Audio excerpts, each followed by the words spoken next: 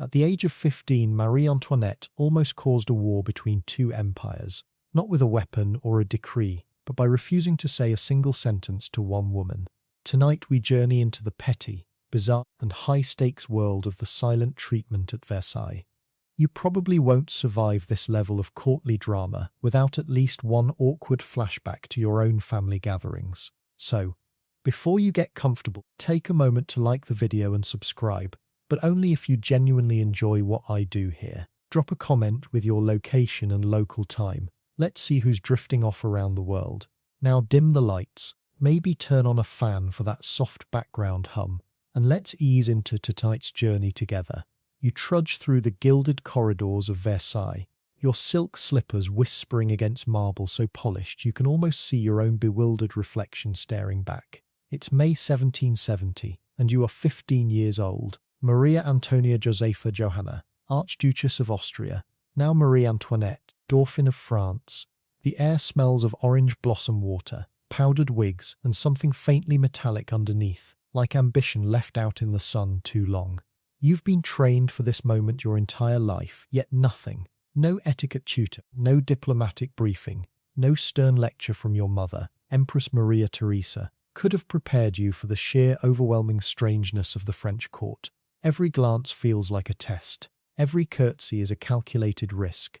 You notice how the nobles move in slow, deliberate orbits around the king, how their laughter arrives a beat too late, as if timed by an invisible conductor. And then you see her, Madame de Barry, the king's favourite, draped in lace that probably cost more than your entire Austrian household's annual budget. She smiles at you, a practiced, knowing curve of the lips, and you feel your stomach tighten. Your aunts, the king's own daughters, the formidable mesdames, have already whispered in your ear, she is not to be acknowledged. Not yet. Not ever if they have their way. You've just arrived from Vienna, where the Hofburg Palace felt sturdy, almost austere, with its dark wood and serious portraits of stern Habsburg ancestors. Versailles is different. It's a confection of gold leaf and mirrors, a place where reality seems to dissolve into performance. Historians still argue whether the young Marie Antoinette truly understood the political stakes of her silence, or if she was simply a frightened teenager clinging to the moral certainty her aunts offered. Mainstream accounts agree that her arrival was meant to cement the fragile alliance between Austria and France, a marriage brokered to end centuries of conflict. But the court she entered was a labyrinth of unspoken rules, where a single misstep could unravel years of diplomacy. You stand near a towering window, watching the gardens stretch into geometric perfection, and you wonder if you'll ever learn to navigate this human maze. Here's a quirky tidbit you might not find in your average textbook. Some courtiers believed that the elaborate hairstyles worn by the ladies of Versailles weren't just fashion statements. They were strategic communication tools. A towering pouf could literally elevate a woman above the crowd, making her more visible to the king during ceremonies. And rumour had it that Madame du Barry once commissioned a hairstyle featuring a miniature ship sailing through powdered waves, celebrating a French naval victory. You, fresh from Austria, stare at these architectural marvels of hair and wonder if you'll ever learn the language of powder and ribbon. Your own hair, still styled in the simpler Austrian fashion, feels suddenly plain, almost provincial. You resist the urge to touch it, to fuss, to hide. Instead, you lift your chin, remembering your mother's advice. Carry yourself like an archduchess. Even when you feel like a child, you trudge deeper into the palace, your corset feeling tighter with every step. The hall of mirrors stretches before you, a dizzying tunnel of light and reflection. You catch glimpses of yourself multiplied 100 times over, a child in adult clothing, playing a role you didn't write. The courtiers watch you, their eyes sharp as needles. They're taking mental notes. Did she curtsy correctly? Did she smile at the wrong person? Did she acknowledge Madame du Barry? Every silence is a statement. Every avoided glance is a political act. You feel the weight of that silence pressing on your chest. It's not just about ignoring one woman. It's about choosing sides in a game you barely understand. The Austrian alliance hangs in the balance. Yet here you are, being coached to snub the king's beloved companion. It feels absurd, almost childish. But then you remember that at Versailles, the personal is political and the petty is powerful. A glance can start a war. A word can end one, and your silence, your careful, deliberate, teenage silence is already being recorded in the secret ledgers of court intrigue. You remember your mother's letters, arriving weeks before your departure, filled with urgent advice. Be polite, be pious, be Austrian but act French. It's a contradiction that feels impossible to navigate. And now, standing in this glittering maze, you realize that the greatest danger isn't making a mistake. It's being perceived as making a mistake. The court doesn't punish errors, it punishes perceptions. And you, with your thick German accent and your unfamiliarity with French gossip, are a walking perception problem. The king's daughters, your new aunts by marriage, have taken you under their wing. Madame Adelaide, Madame Victoire, Madame Sophie and Madame Thérèse. 4 women who have spent their lives navigating the treacherous waters of Versailles without ever marrying, without ever leaving their father's shadow. They see in you a tool, a weapon, a chance to strike back at the woman who has usurped their influence over the aging Louis XV. They whisper to you in the quiet moments between ceremonies, their voices low and urgent. She is not of our blood, she is not of our rank. To speak to her is to elevate her. And so you learn your first lesson in French court politics. Sometimes the most powerful thing you can do is say nothing at all. You feel the exhaustion settling into your bones, a heavy velvet weariness. The day has been a blur of introductions, curtsies and forced smiles.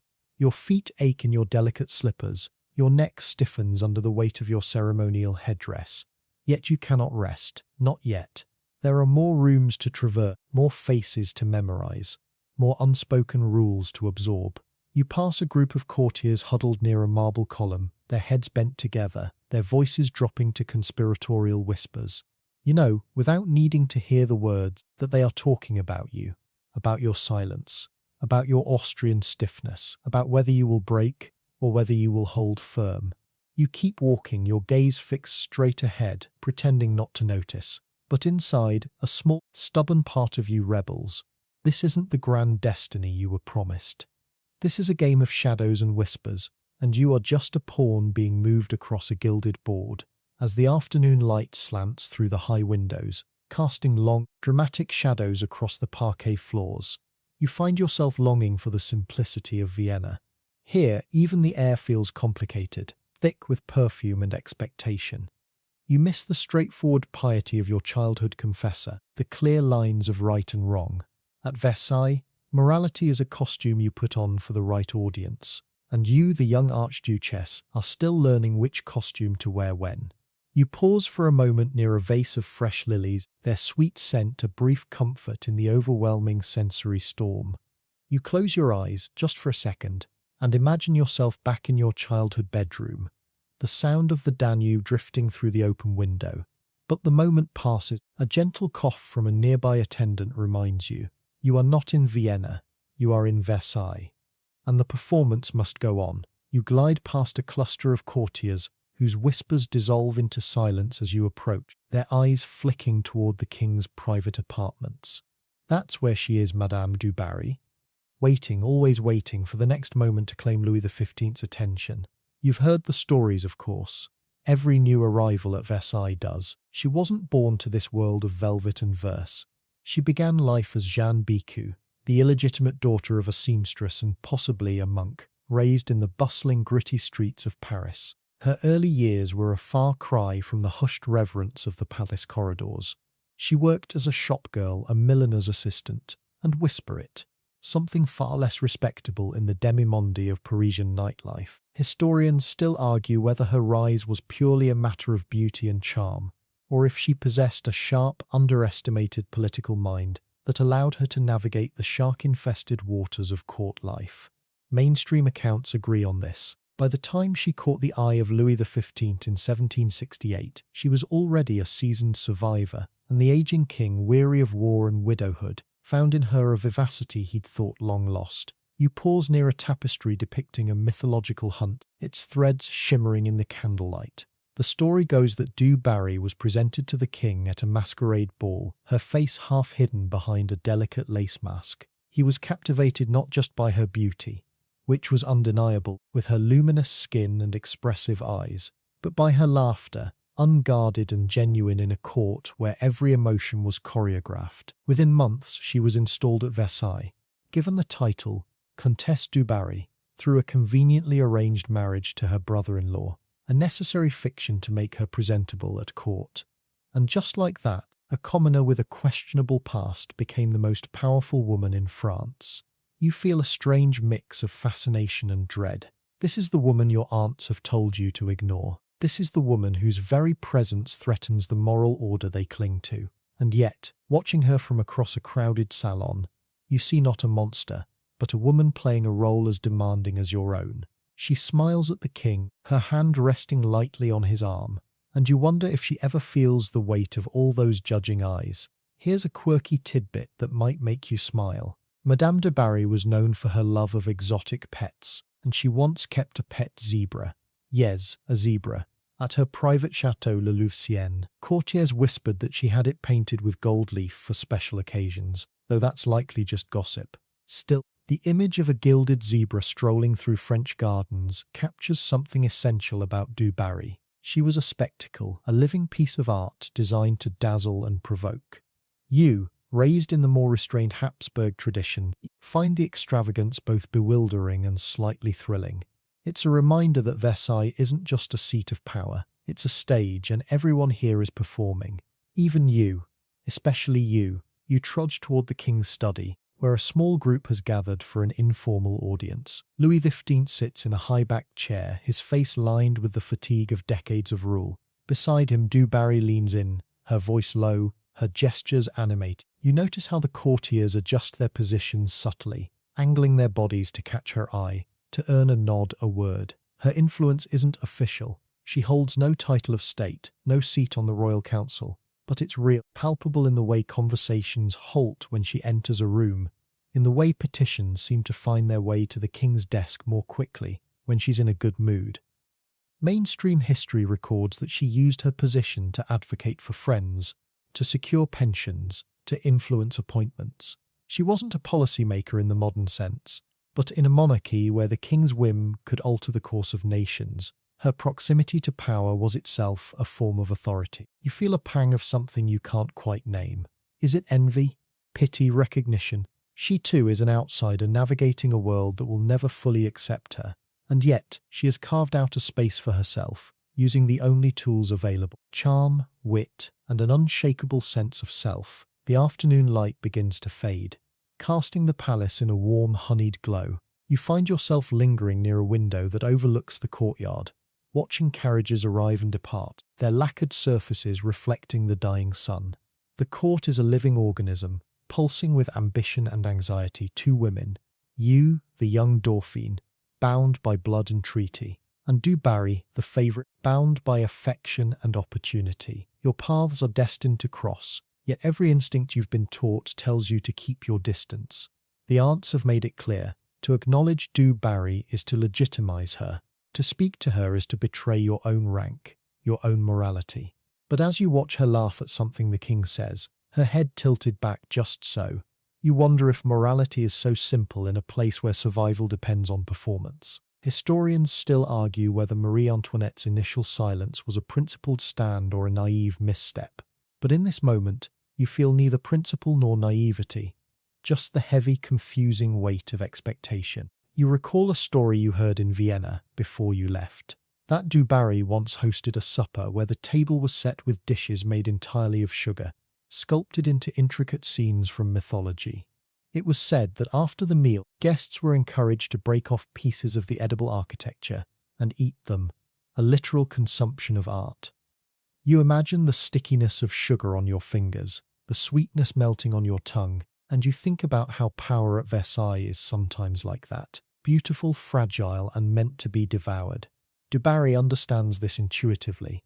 She knows that influence is fleeting, that favour can turn to frost overnight, and so she clings to the king's affection with a desperation that might seem undignified to those born to privilege, but which makes perfect sense to someone who has climbed from nothing. You, born an archduchess, have never known that kind of precariousness. Or have you? Aren't you too, clinging to a role that feels too large for your shoulders? The candles are lit now, their flames dancing in crystal sconces, casting shifting patterns on the gilded walls. The palace transforms at night, becoming more intimate, more secretive. Conversations drop to murmurs, glances linger a moment longer. You feel the fatigue settling deeper into your bones, but you cannot retreat to your chambers yet. There are still rituals to observe, still faces to remember. You pass a mirror and catch your own reflection. The elaborate hairstyle, the heavy makeup, the stiff brocade gown. You look like a doll, a precious object placed on display. For a fleeting second, you wonder if Du Barry ever feels the same. If behind the laughter and the confidence, there's a girl from Paris who sometimes misses the simplicity of a life without scrutiny. But then you push the thought away. Sympathy is a luxury you cannot afford. Not here, not now. You continue your slow circuit of the palace, your steps measured, your expression neutral. Every encounter is a miniature performance. A curtsy here, a polite nod there, a carefully modulated smile. You are learning the choreography of Versailles, step by painstaking step. And through it all, the presence of Madame du Barry lingers like a perfume you can't quite place. Sweet, slightly provocative, impossible to ignore.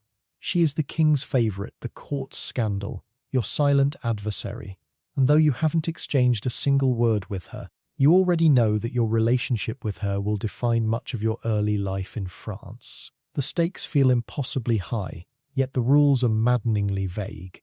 You are a teenager in a world of adults, playing a game where the rules are written in invisible ink. All you can do is keep moving, keep observing, keep silent. For now you find yourself ushered into a smaller, quieter salon away from the main throng, the air here cooler, scented with lavender and old paper. This is the domain of the Mesdames, the king's 4 unmarried daughters, Adélaïde, Victoire, Sophie and Thérèse. They gather around you like protective hens, their voices soft but urgent, their eyes sharp with a mixture of maternal concern and political calculation. You sink into a velvet chair, your feet grateful for the reprieve, and listen as they begin their quiet tutorial in Versailles survival. Chérie, Madame Adélaïde murmurs, her hand resting lightly on your arm. There are creatures in this palace who would see our family diminished, who would see France weakened. She doesn't need to name names, you already know. Madame du Barry, the woman whose very presence in the king's life is, in their eyes, a stain on the monarchy's dignity. Historians still argue whether the Mesdames' guidance was genuinely protective or a calculated move to undermine a rival for influence over the king. But in this moment, their concern feels real, almost tender. Mainstream accounts agree that these princesses, never having married, wielded significant soft power at court, and they saw in you, a young, impressionable Dauphine, the perfect vessel for their moral crusade. You nod along, absorbing their words like dry soil soaking up rain. They paint Du Barry not just as a social inferior, but as a moral contagion. She is not like us, Madame Victoire whispers, her voice barely audible over the distant murmur of the palace. Her world is one of transactions, of favours traded for affection, of influence bought not earned. They speak of the king's declining health, of the need to preserve the dignity of the crown, of the danger of allowing a commoner to dictate the tone of the court, and they offer you a simple, clear strategy. Silence. Do not speak to her. Do not acknowledge her. Do not give her the satisfaction of your recognition. It feels like a shield, this silence, a way to maintain your purity in a corrupted world. You, barely 15, cling to this clarity. It's easier than navigating the grey areas, the unspoken compromises that seem to govern every other interaction at Versailles. Here's a quirky tidbit you might appreciate. The Mesdames were known for their devotion to religious observance and charitable works, but they also had a surprisingly modern hobby. They were avid collectors of scientific instruments.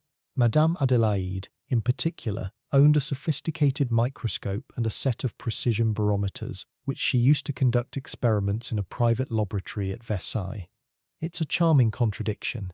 These princesses, so strict in matters of morality and protocol, were also curious, forward-thinking women who embraced the Enlightenment's spirit of inquiry. You wonder if they see their guidance of you as another kind of experiment. Can a young archduchess be moulded into a moral beacon in a decadent court? The thought is both flattering and slightly unnerving.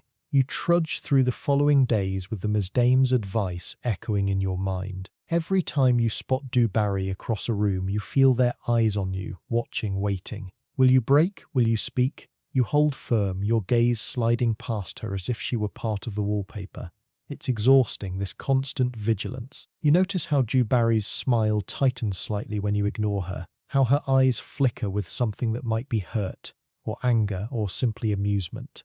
You can't tell, and that uncertainty is its own kind of torment. Mainstream history records that this silent treatment wasn't just a personal snub, it was a political act with international repercussions. The Austrian alliance, fragile at best, depended on goodwill between the courts.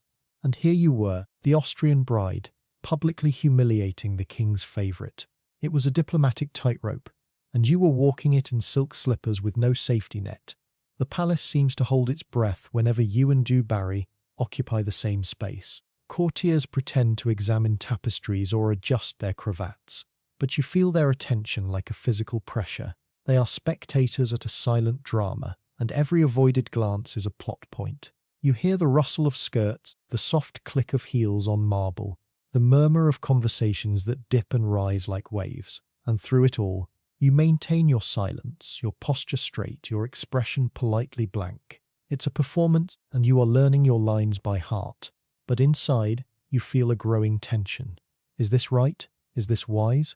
You remember your mother's letters, filled with practical advice about diplomacy and discretion. Would Maria Theresa approve of this cold shoulder, or would she see it as a dangerous provocation? The questions swirl in your mind, but you push them down. For now, the Mesdom's guidance feels like your only compass. You find a moment of solitude in the palace gardens, the air fresh with the scent of blooming roses and damp earth. The formal parties stretch out in geometric precision, a comforting order after the chaos of the indoors. You walk slowly along a gravel path, your thoughts tumbling like loose stones. You miss your family. You miss the straightforward piety of Vienna. Here, morality feels like a costume you put on for the right audience. And yet, the Mesdims have made it feel so simple. Du Barry is bad, silence is good.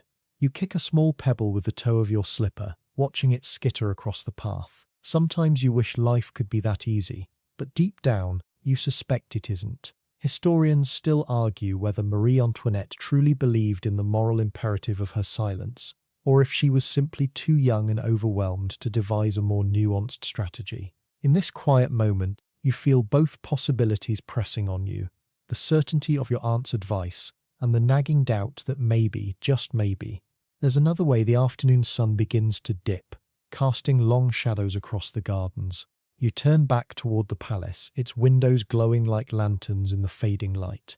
As you approach the entrance, you see a familiar figure, Madame du Barry, standing near a marble statue, her eyes meeting yours for a fleeting second. There's no malice in her gaze, no challenge, just a quiet acknowledgement of the strange dance you're both performing. You feel a pang of something unexpected, sympathy perhaps, or recognition. She, too, is playing a role dictated by circumstances beyond her control.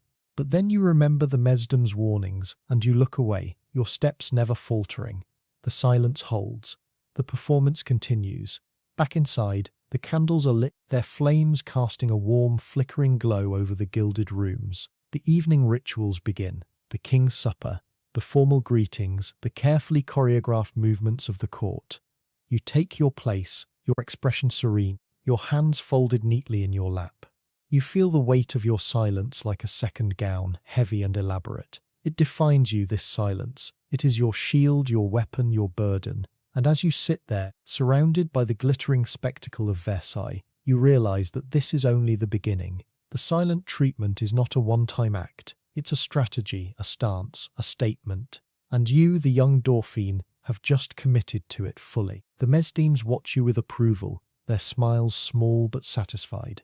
You have done well, they seem to say. You have held the line. But as you meet their eyes, you wonder, at what cost?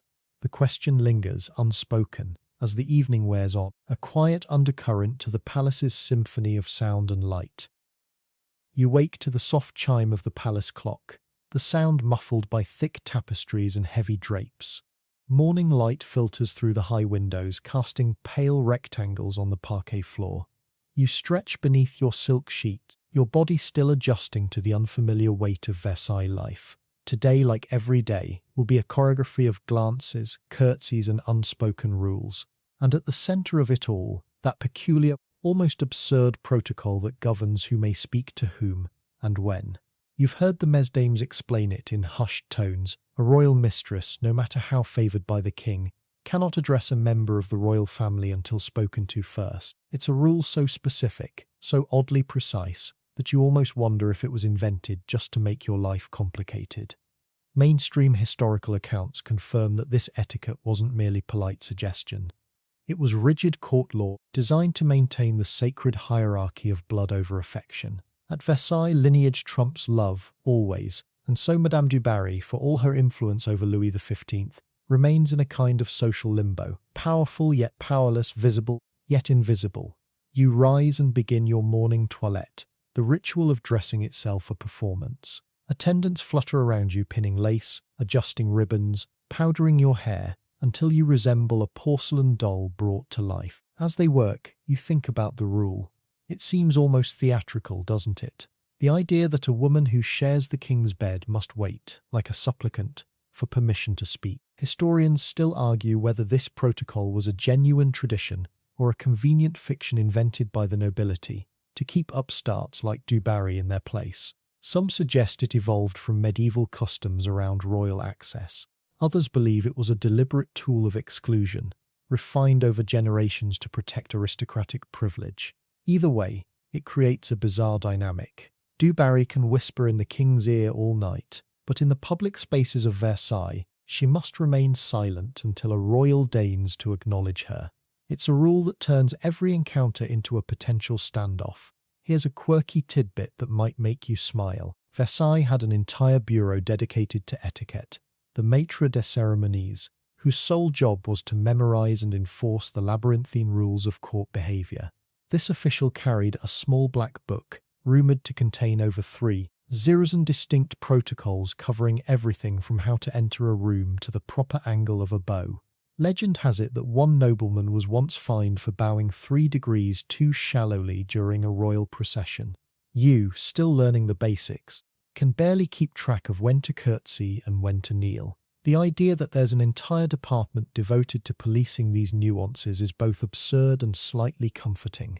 At least someone knows the rules, even if you don't. You trudge through the morning levee, the king's waking ceremony, where nobles gather to witness Louis XV rise from his bed. The room is crowded, perfumed, buzzing with whispered conversations. You take your place among the royal family, your eyes scanning the crowd. And there she is, Madame du Barry, positioned near the foot of the royal bed, her gaze fixed on the king. She cannot speak to you. You cannot speak to her. The rule hangs between you like an invisible wall. You notice how she holds herself, poised, elegant, but with a tension in her shoulders that betrays the strain of this constant performance. She smiles at the king, who responds with a weary nod, and you feel a flicker of something you can't quite name. Pity? Recognition? You push it away. The mesdame's warnings echo in your mind. She is not to be acknowledged, not yet, not ever, if they have their way. The ceremony proceeds with its usual choreography. The king is handed his shirt, his wig, his sword. Nobles jostle for paisaye, to earn a word, a gesture of favour. You watch as du Barry remains perfectly still, her silence a deliberate act of restraint. It's a masterclass in patience, you realise. She knows that to speak first would be to break protocol, to invite scandal, to give her enemies ammunition. And so she waits. She always waits. Mainstream history records that this rule wasn't just about etiquette. It was a political tool. By forcing du Barry into silence, the nobility could limit her ability to build alliances, to lobby for appointments, to influence policy in the open. Her power was real, but it was also fragile, dependent on the king's continued affection and her own ability to navigate the unspoken constraints of court life. You move through the morning rituals, your mind half on the ceremony, half on the strange dance you're performing with du Barry. Every time your paths cross, you feel the weight of that rule. It's not just a social nicety, it's a weapon. Your silence isn't passive, it's active, it's a choice, and the court knows it. You notice how the nobles watch you both, their eyes darting between you like spectators at a tennis match. They're keeping score, you realise. Every avoided glance, every withheld word, is noted, discussed, analysed. Versailles isn't just a palace, it's a theatre, and you're both lead actors in a play with no script. Historians still argue whether Marie Antoinette fully understood the political implications of her silence, or if she was simply following the advice of her aunts without grasping the larger stakes. In this moment, you feel both possibilities pressing on you: the clarity of the rule and the uncertainty of its consequences. The morning light shifts, casting long shadows across the marble floors. You find yourself in the Hall of Mirrors again, that dizzying corridor of light and reflection. You catch glimpses of yourself multiplied 100 times over, a child in adult clothing, playing a role you didn't write. And then you see her, Du Barry, standing near a window, her profile outlined against bright sky. She turns, her eyes meeting yours for a fleeting second. There's no anger in her gaze, no challenge, just a quiet acknowledgement of the strange game you're both playing. You feel a pang of something unexpected, sympathy perhaps, or recognition. She too is bound by rules she didn't make. But then you remember the protocol, the mesdames' advice, the weight of expectation. You look away. The silence holds. You continue your circuit of the palace, your steps measured, your expression neutral. Every encounter is a miniature performance. A curtsy here, a polite nod there, a carefully modulated smile. You are learning the choreography of Versailles, step by painstaking step. And through it all, the rule about speech lingers like a refrain in a song you can't quite forget. It's a rule that seems designed to create tension, to turn every interaction into a potential crisis. You wonder who invented it and why. Was it meant to protect the dignity of the royal family? Or was it a clever way to keep ambitious outsiders in check? The questions swirl in your mind, but you push them down. For now, the rule is your shield, your weapon, your burden. And as you move through the glittering spectacle of Versailles, you realize that this protocol isn't just about who speaks first. It's about power, about hierarchy, about the delicate balance between blood and affection, tradition and change. And you, the young Dauphine, are right at the center of it all. You turn a corner in the palace corridor, and there she is again, Madame du Barry, positioned with deliberate precision directly in your path. It's not an accident. You've noticed this pattern before. She has a knack for appearing exactly where you're headed, as if she's mapped your daily routines with the care of a military strategist. She stands near a marble column, her posture relaxed, her gaze fixed somewhere just past your shoulder. She cannot speak to you. You cannot speak to her. The rule hangs between you like an invisible thread, taut and unbreakable. But her presence alone is a statement, a challenge, a test. You feel the courtiers around you shift subtly, their attention sharpening, their whispers dying mid-sentence. They're watching. They're always watching. And so you do what you've been taught. You lift your chin, fix your gaze on a point just above her head, and glide past as if she were part of the architecture.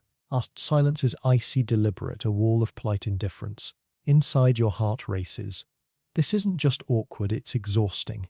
Every encounter like this feels like a miniature battle, fought with glances and posture instead of swords. You trudge through the palace, your silk slippers whispering against the marble, and you begin to notice the tactics. Du Barry doesn't just happen to be in your way. She engineers these moments. She'll linger near a doorway you're known to use, or position herself at the head of a staircase you must descend. She'll arrange her entourage, her ladies-in-waiting, her devoted courtiers, so that you're forced to navigate a gauntlet of her influence just to reach your destination. It's a subtle form of aggression, one that respects the letter of court protocol while violating its spirit. Mainstream historical accounts confirm that these staged encounters were a source of genuine tension at Versailles, with courtiers taking sides and gossip spreading like wildfire. The young Dauphine's refusal to acknowledge the king's favourite wasn't just a personal snub. It was a public declaration of moral superiority, and Du Barry, for all her charm, knew how to weaponize that dynamic. She couldn't force you to speak, but she could make your silence conspicuous, uncomfortable, politically costly. Here's a quirky tidbit you might appreciate. Versailles' corridors were designed with acoustic tricks in mind. Certain hallways, known as whispering galleries, could carry a soft voice from one end to the other with surprising clarity. Courtiers rumoured that Du Barry once used one of these galleries to overhear a private conversation between Marie Antoinette and one of her aunts, though historians debate whether this is fact or fancy. Still, the image of the palace itself as a tool of intrigue, its very architecture conspiring in the drama, captures something essential about life at Versailles. You, walking these same halls, start to notice the way sound behaves, how a laugh echoes oddly around a corner, how a whispered name can travel farther than you'd expect. It makes you cautious. It makes you wonder, who's listening? Who's always listening? You pause for a moment near a window, pretending to admire the gardens while catching your breath. These tactical silences are wearing on you. It's not just the emotional strain, it's the physical exhaustion of constant vigilance. Every step must be measured, every glance calculated. You can't afford a lapse, a moment of forgetfulness that might lead you to acknowledge Du Barry unintentionally. The mesdames have warned you. One word, one nod, and the moral high ground is lost. So you hold firm even when your feet ache, even when your head throbs with the effort of maintaining that perfect polite blankness. Historians still argue whether Marie Antoinette's rigid adherence to this silent treatment was a sign of strength or a symptom of her youth and inexperience. Some suggest that a more nuanced approach, acknowledging Du Barry with minimal courtesy while maintaining social distance, might have diffused the tension without compromising principle. But in this moment, you don't have the luxury of nuance. You have the rule, and you have the silence, and you have the watching eyes of the court. You continue your circuit, and another encounter unfolds. This time Du Barry is accompanied by a small group of admirers, their laughter bright and slightly too loud. As you approach, she turns to you, her expression open, almost inviting. For a heartbeat, you consider it. A simple nod, a polite madame, the bare minimum of acknowledgement. But then you remember the mesdames' warnings, the weight of expectation, the fragile alliance hanging in the balance. You look past her, your gaze fixed on a distant tapestry, and glide by. You feel the shift in the air behind you, the slight intake of breath from her companions, the murmur of disapproval. You don't turn around, you can't. The silence is your armor, and you wear it tightly. Mainstream history records that these public snubs had real political consequences. The Austrian ambassador, Mercy Argento, grew increasingly anxious, fearing that the Dauphine's behavior would alienate Louis XV and jeopardize the Franco-Austrian alliance. Your silence wasn't just personal, it was diplomatic, and every icy glance was a tiny crack in the foundation of international peace. The afternoon light slants through the high windows, casting long, dramatic shadows across the parquet floors. You find yourself in the Queen's apartments, a slightly quieter refuge from the main palace bustle. But even here, the tension follows. Du Barry has a way of appearing where you least expect her, her presence a constant reminder of the game you're playing. You notice how she uses her surroundings to her advantage, leaning against a gilded console table, arranging her skirts just so, positioning herself in the best light. She understands the visual language of Versailles, and she speaks it fluently. You, still learning, sometimes feel clumsy in comparison, but you have your own language, the language of silence, and you are becoming fluent. Historians still argue whether this silent treatment was ultimately effective or counterproductive. Did it protect Marie Antoinette's moral standing, or did it isolate her at a critical moment? In this quiet room, with the scent of orange blossom water lingering in the air, you don't have answers. You only have the next step, the next glance, the next carefully maintained silence. You recall a story you heard from one of the mesdames, that Du Barry once hosted a small gathering in her private apartments, inviting only those courtiers who had shown her particular favour. The evening was said to be exquisite. Music, poetry, delicate pastries served on porcelain so fine it seemed to glow. But the real masterpiece, according to gossip, was the guest list. A carefully curated selection of influencers, power brokers, and trendsetters, all subtly reminded of where true favour lay. You, not invited, heard about it through the palace grapevine, and you felt that familiar pang. Not envy exactly, but a recognition of Du Barry's skill. She knew how to build alliances, how to reward loyalty, how to make people feel seen. Your strategy, silence, felt so passive in comparison. But then you remember, your power isn't in building alliances, it's in maintaining principle. Or is it? The question nags at you, a quiet undercurrent to your daily performance. The candles are lit now, their flames dancing in crystal sconces, casting shifting patterns on the gilded walls. The palace transforms at night, becoming more intimate, more secretive. Conversations drop to murmurs. Glances linger a moment longer. You feel the fatigue settling deeper into your bones, but you cannot retreat to your chambers yet. There are still rituals to observe, still faces to remember. You pass a mirror and catch your own reflection. The elaborate hairstyle, the heavy makeup, the stiff brocade gown. You look like a doll, a precious object placed on display. For a fleeting second, you wonder if Du Barry ever feels the same. If behind the confidence and the charm, there's a woman who sometimes longs for a moment of genuine connection, free from performance. But then you push the thought away. Sympathy is a luxury you cannot afford. Not here. Not now. You continue your slow circuit of the palace, your steps measured, your expression neutral. Every encounter is a miniature performance. A curtsy here, a polite nod there, a carefully modulated smile. You are learning the choreography of Versailles, step by painstaking step. And through it all, the tactical silence between you and Du Barry lingers like a refrain in a song you can't quite forget. It's a silence that speaks volumes, that shapes perceptions, that influences outcomes. You realize now that this isn't just about ignoring one woman.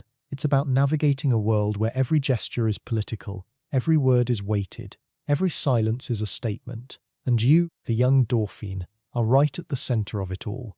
The exhaustion is real. The pressure is immense, but you hold firm. For now you notice the way the courtiers lean in when you pass, their eyes bright with anticipation, their fans fluttering like nervous birds. They're not just watching, they're keeping score.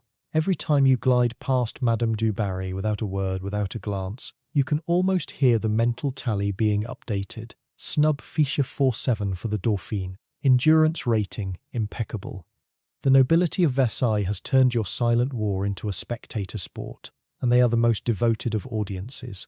They gather in clusters near tapestries and marble columns, their voices dropping to conspiratorial whispers as they recount the latest encounter. Did she look at her? Did she almost speak? Did the favourite flinch? Mainstream historical accounts confirm that court life at Versailles was intensely performative, with gossip serving as both entertainment and political currency. In this world, your silence isn't just a personal choice, it's content, and the courtiers are hungry for more. You trudge through the afternoon reception, the air thick with perfume and expectation. A group of young nobles, dandies in embroidered waistcoats and powdered wigs, catch your eye and exchange knowing smiles. One of them, a marquis with a particularly elaborate cravat, actually produces a small notebook from his pocket and makes a discreet mark. You blink, wondering if you imagined it. But, no, there it is. He's literally taking notes. Historians still argue whether this level of documented snobbery was unique to the Du Barry incident, or a standard feature of Versailles life. But contemporary memoirs suggest that courtiers did indeed keep informal ledgers of social victories and defeats. Your refusal to acknowledge the king's favourite isn't just a moral stance. It's a data point in the grand ledger of court intrigue, and every entry matters. Here's a quirky tidbit you might find amusing. Some courtiers were known to place small informal bets on the outcomes of social encounters like yours. A discreet wager on whether the Dauphine would break her silence by Easter, or whether Du Barry would manage to elicit even a nod by summer. These weren't large sums, just enough to make the drama more engaging, but they added a layer of financial stakes to the already high-tension atmosphere. Imagine your every glance, your every avoided word, potentially influencing someone's gambling winnings. It's absurd, yes, but also strangely fitting for a court where everything, even morality, could be commodified. You, walking through these gilded halls, start to notice the subtle signs, the quick exchange of coins behind a fan, the satisfied smirk of a winner, the exaggerated sigh of a loser. Your personal struggle has become public entertainment, and the ticket price is a whispered secret. You pause near a window, pretending to admire the formal gardens while catching your breath.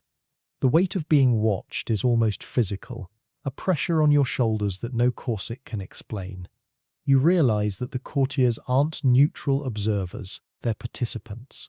Their gossip shapes perceptions, their judgments influence reputations, Their laughter can elevate or destroy. When they chuckle at du Barry's latest failed attempt to engage you, they're not just amused, they're taking sides. And when they murmur about your Austrian stiffness, they're not just commenting, they're crafting a narrative.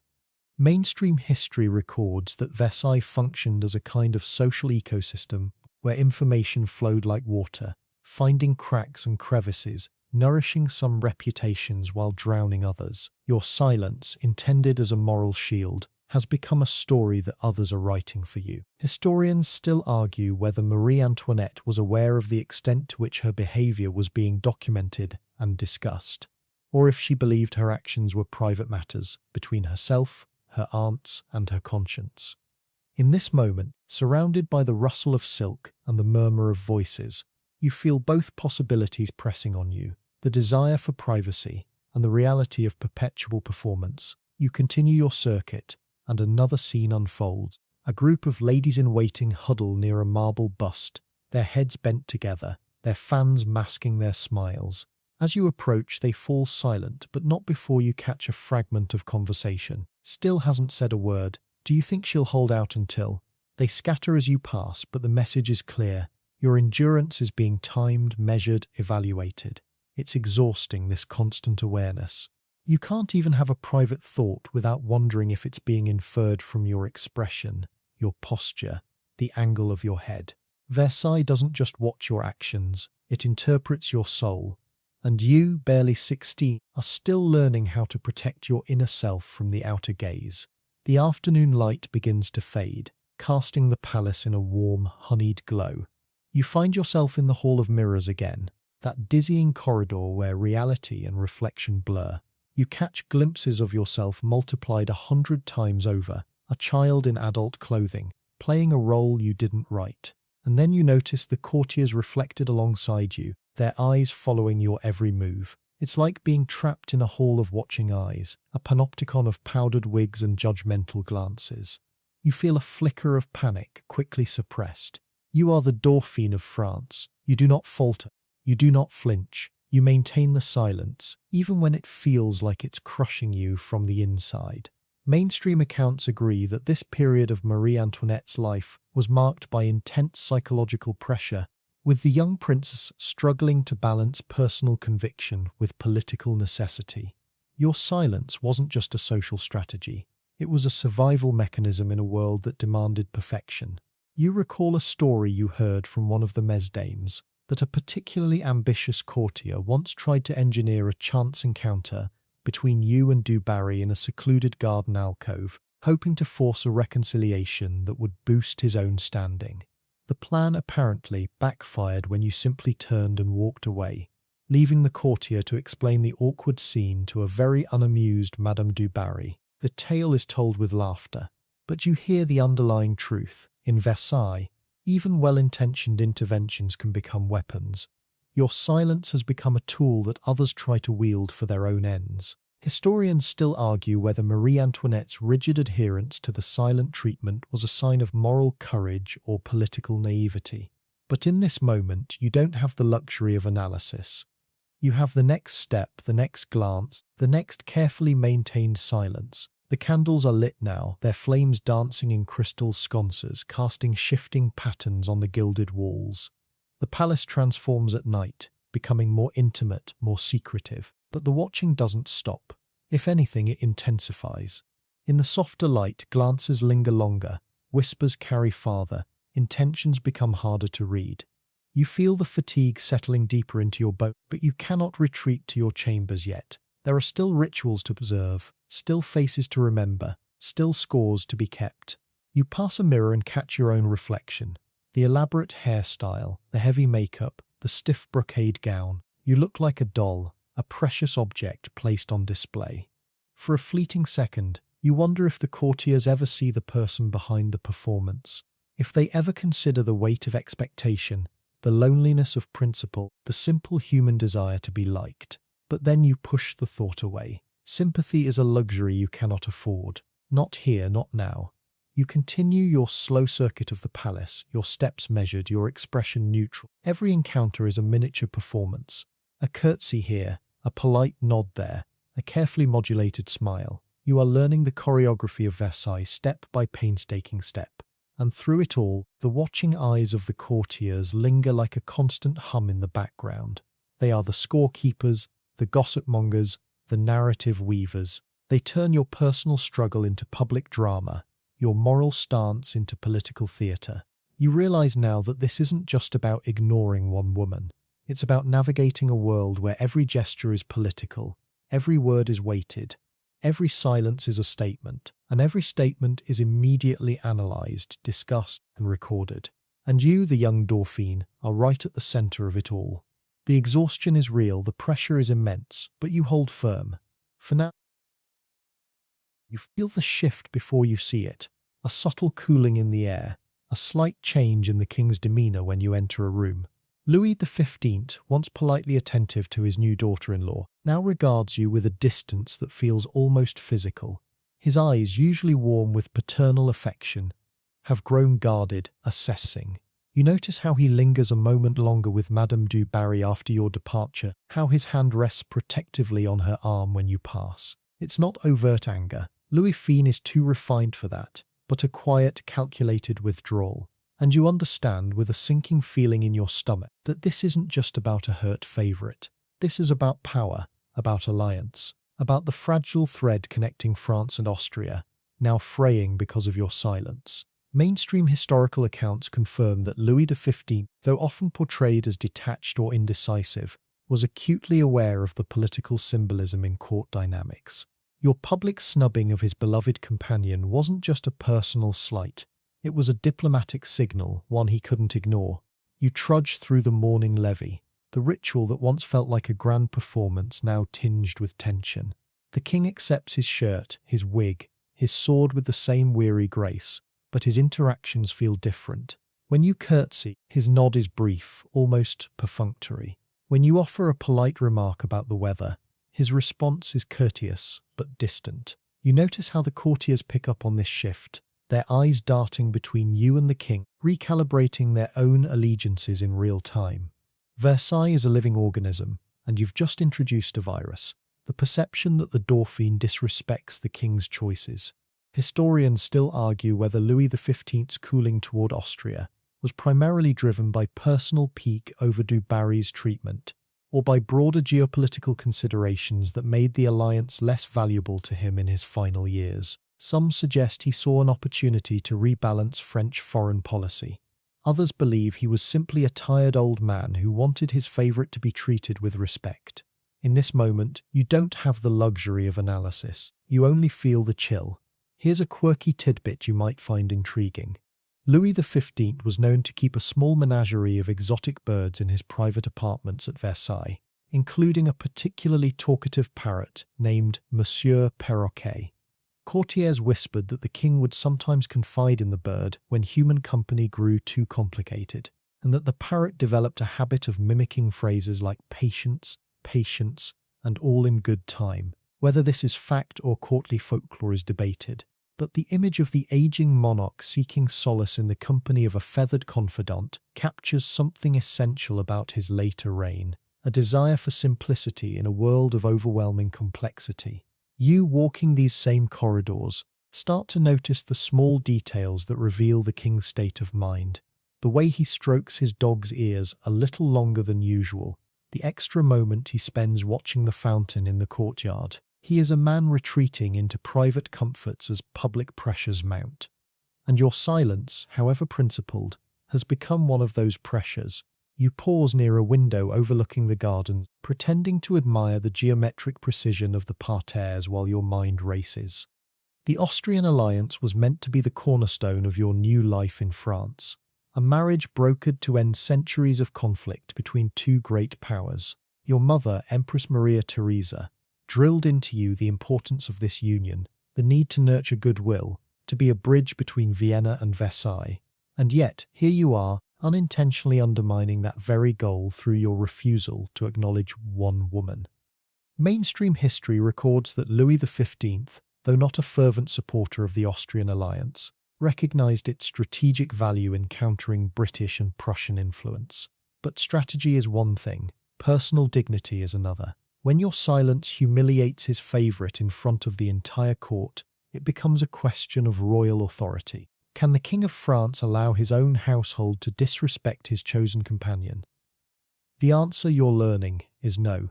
You continue your circuit of the palace, and the signs of the king's distancing become more pronounced. He skips ceremonies where you're expected to interact.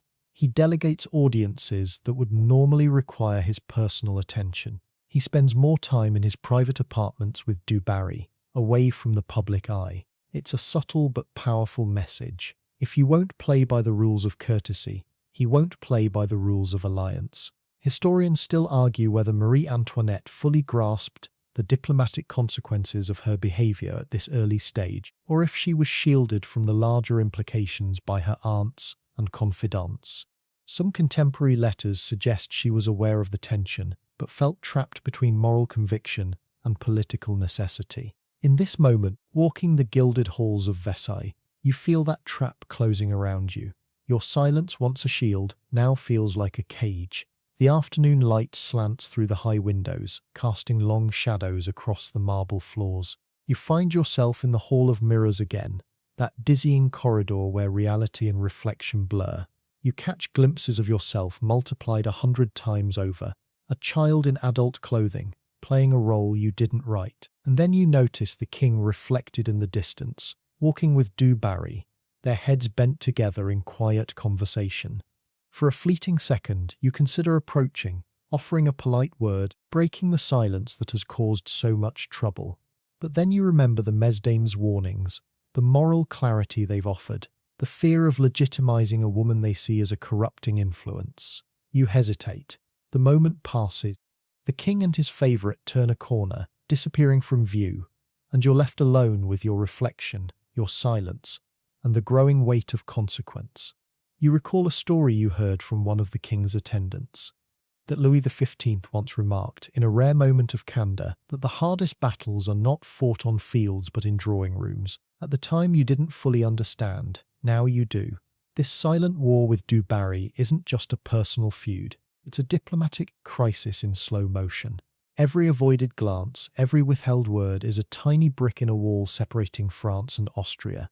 And you, the young Dauphin, are both the architect and the prisoner of that wall. Mainstream accounts agree that this period marked a turning point in Franco-Austrian relations, with Louis XV beginning to explore alternative alliances, and Marie Antoinette's influence at court diminishing before it had even fully formed. Your silence, intended as a moral stand, has become a political liability. The candles are lit now, their flames dancing in crystal sconces, casting shifting patterns on the gilded walls. The palace transforms at night, becoming more intimate, more secretive. But the tension doesn't fade, it deepens. You feel the fatigue settling into your bones, a heavy, velvet weariness that no amount of rest seems to cure. This isn't just physical exhaustion, it's the toll of living in a world where every gesture is political, every word is weighted, every silence is a statement. And you, barely 16, are still learning how to navigate this labyrinth without losing yourself. Historians still argue whether Louis XV's cooling toward Austria was reversible at this stage, or if the damage done by the Du Barry incident set in motion a chain of events that ultimately contributed to France's diplomatic isolation before the Revolution. In this quiet moment, with the scent of orange blossom water lingering in the air, you don't have answers. You only have the next step, the next glance, the next carefully maintained silence. You continue your slow circuit of the palace, your steps measured, your expression neutral. Every encounter is a miniature performance, a curtsy here, a polite nod there, a carefully modulated smile. You are learning the choreography of Versailles, step by painstaking step. And through it all, the king's distancing lingers like a cold draught in a gilded room. It's a reminder that at Versailles, the personal is political and the pet is powerful. A glance can start a war, a word can end one, and your silence, your careful, deliberate, teenage silence, is already reshaping the destiny of nations. The exhaustion is real, the pressure is immense, but you hold firm. For now, you find a rare moment of solitude in your private writing cabinet, a small room tucked away from the palace bustle, where you can finally breathe without an audience. The desk is cluttered with papers, letters from Vienna, notes from your aunts, drafts of replies you never send. And there, at the top of the is the latest letter from your mother. The seal is broken, the paper slightly crumpled from being read and reread. You smooth it out with trembling fingers and read her words again, each one landing like a pebble in your chest. "My dearest Antoine," she writes, using the affectionate nickname only family knows, "I implore you, for the sake of our alliance, for the sake of France, for the sake of your own future, speak. Just one word, one polite phrase. It is not surrender, it is strategy." Her handwriting, usually so precise, seems hurried, almost desperate. You can almost hear her voice, that familiar blend of imperial authority and maternal concern, echoing across the miles. Mainstream historical accounts confirm that Empress Maria Theresa wrote frequently to her daughter during this period, her letters growing increasingly urgent as reports of the Du Barry incident reached Vienna. She wasn't just a mother worried about her child. She was a ruler fighting to preserve a crucial diplomatic partnership. And you, her 15-year-old daughter, were the unwitting fulcrum on which that partnership balanced. You trudge to the window, the letter still in your hand, and look out at the Versailles gardens. The sun is setting, painting the sky in shades of rose and gold, but the beauty feels distant, almost irrelevant. Your mother's words swirl in your mind. It is not surrender, it is strategy. She's asking you to do something that feels, in this moment, like betrayal. To acknowledge Madame du Barry is to legitimize her, to validate the very system your aunts have warned you against. But your mother isn't asking you to befriend her. She's asking you to be polite, to say the bare minimum required to keep the peace. Historians still argue whether Maria Theresa fully understood the moral complexity her daughter faced at Versailles, or if she viewed the situation through the pragmatic lens of statecraft, where personal feelings must always yield to political necessity. Some suggest her letters, while loving, placed an unfair burden on a teenager already overwhelmed by court life. Others believe she recognized the danger and did what any skilled diplomat and concerned mother would do: offer clear, actionable advice. In this quiet room, with the scent of ink and lavender lingering in the air, you feel both possibilities pressing on you: the clarity of your mother's request and the confusion of your own conscience. Here's a quirky tidbit you might appreciate. Maria Theresa was known to be an avid collector of porcelain, and she often sent delicate pieces from the Vienna manufactory as gifts to her daughter. One particularly famous shipment included a set of teacups painted with scenes from Aesop's fables, each accompanied by a short moral lesson. The cup depicting the lion and the mouse came with a note: "Even the smallest voice can save a kingdom." Whether this was a subtle hint about the power of a single polite word to Du Barry is debated by historians, but the image of the Empress using porcelain as a vehicle for diplomatic advice captures something essential about her approach. Every gesture, even a gift, could carry meaning. You, holding one of these delicate cups in your hands, start to see your mother's letters in a new light. They aren't just words on paper, they're carefully crafted tools, designed to guide you without overwhelming you. Each phrase is chosen with the precision of a master strategist, and yet they still feel like a weight. You return to the desk and pick up your pen, the inkwell ready, the blank page waiting. You want to reply. You want to reassure your mother that you understand, that you'll try. But what do you say? How do you explain that the silence isn't just stubbornness, it's survival? That in the ecosystem of Versailles, a single word to Du Barry could be interpreted as capitulation, weakening your moral standing with the mesdames and the conservative faction of the court. Mainstream history records that Marie Antoinette's early letters to her mother were often vague, focusing on surface details of court life, while avoiding the deeper tensions. She wasn't being deceptive, she was protecting herself, and perhaps protecting her mother from the full reality of her situation. Historians still argue whether this communication gap hindered Maria Theresa's ability to offer effective guidance, or if it was a necessary buffer for a young princess navigating impossible pressures. In this moment, with the pen hovering over the paper, you feel that gap acutely. You want to be honest, but honesty feels dangerous. You recall a story you heard from one of your Austrian attendants, that Maria Theresa, upon receiving a particularly evasive letter from her daughter, reportedly sighed and said, "She is learning to speak French, but has she forgotten how to speak truth?" The anecdote, whether apocryphal or not, captures the heartache of a mother watching her child grow into a role that requires performance over authenticity. You sitting at this desk feel that heartache reflected in your own chest. You miss the simplicity of Vienna, where a word meant what it said, where morality had clear boundaries. Here at Versailles, everything is layered, coded, contingent. A polite phrase to Du Barry isn't just politeness. It's a political act with ripple effects you can't fully predict.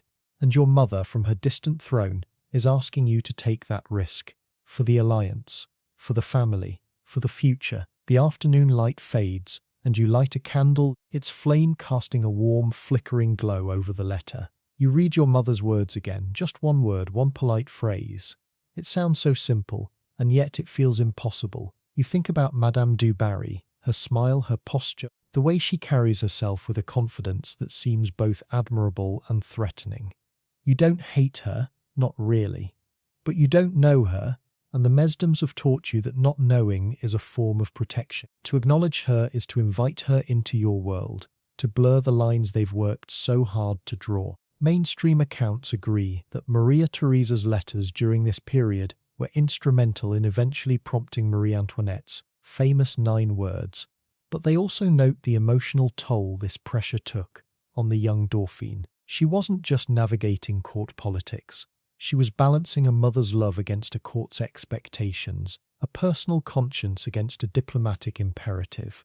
You set down the pen and lean back in your chair, the candlelight dancing on the gilded walls. The silence of the room is a comfort, but it's also a reminder. Out there, in the palace corridors, the court is still watching, still waiting, still keeping score. Your mother's letter is a lifeline from a world that feels increasingly distant. But lifelines only work if you grab them. And grabbing this one means letting go of something else. The moral certainty your aunts have offered, the clarity of silence as a shield. Historians still argue whether Marie Antoinette's eventual decision to speak was primarily motivated by her mother's pleas, by diplomatic pressure from the Austrian ambassador, or by her own growing realization that the silent treatment was unsustainable. In this quiet moment, you don't have answers. You only have the letter, the pen, and the weight of expectation. You think about your mother's face, stern but loving, the way she would tilt her head when she was making a point that brooked no argument. Antoine, she would say, sometimes the bravest thing is not to stand firm, but to bend. It's advice that feels counterintuitive in a court that rewards rigidity, but you're starting to see its wisdom. Bending doesn't mean breaking. Speaking doesn't mean surrendering.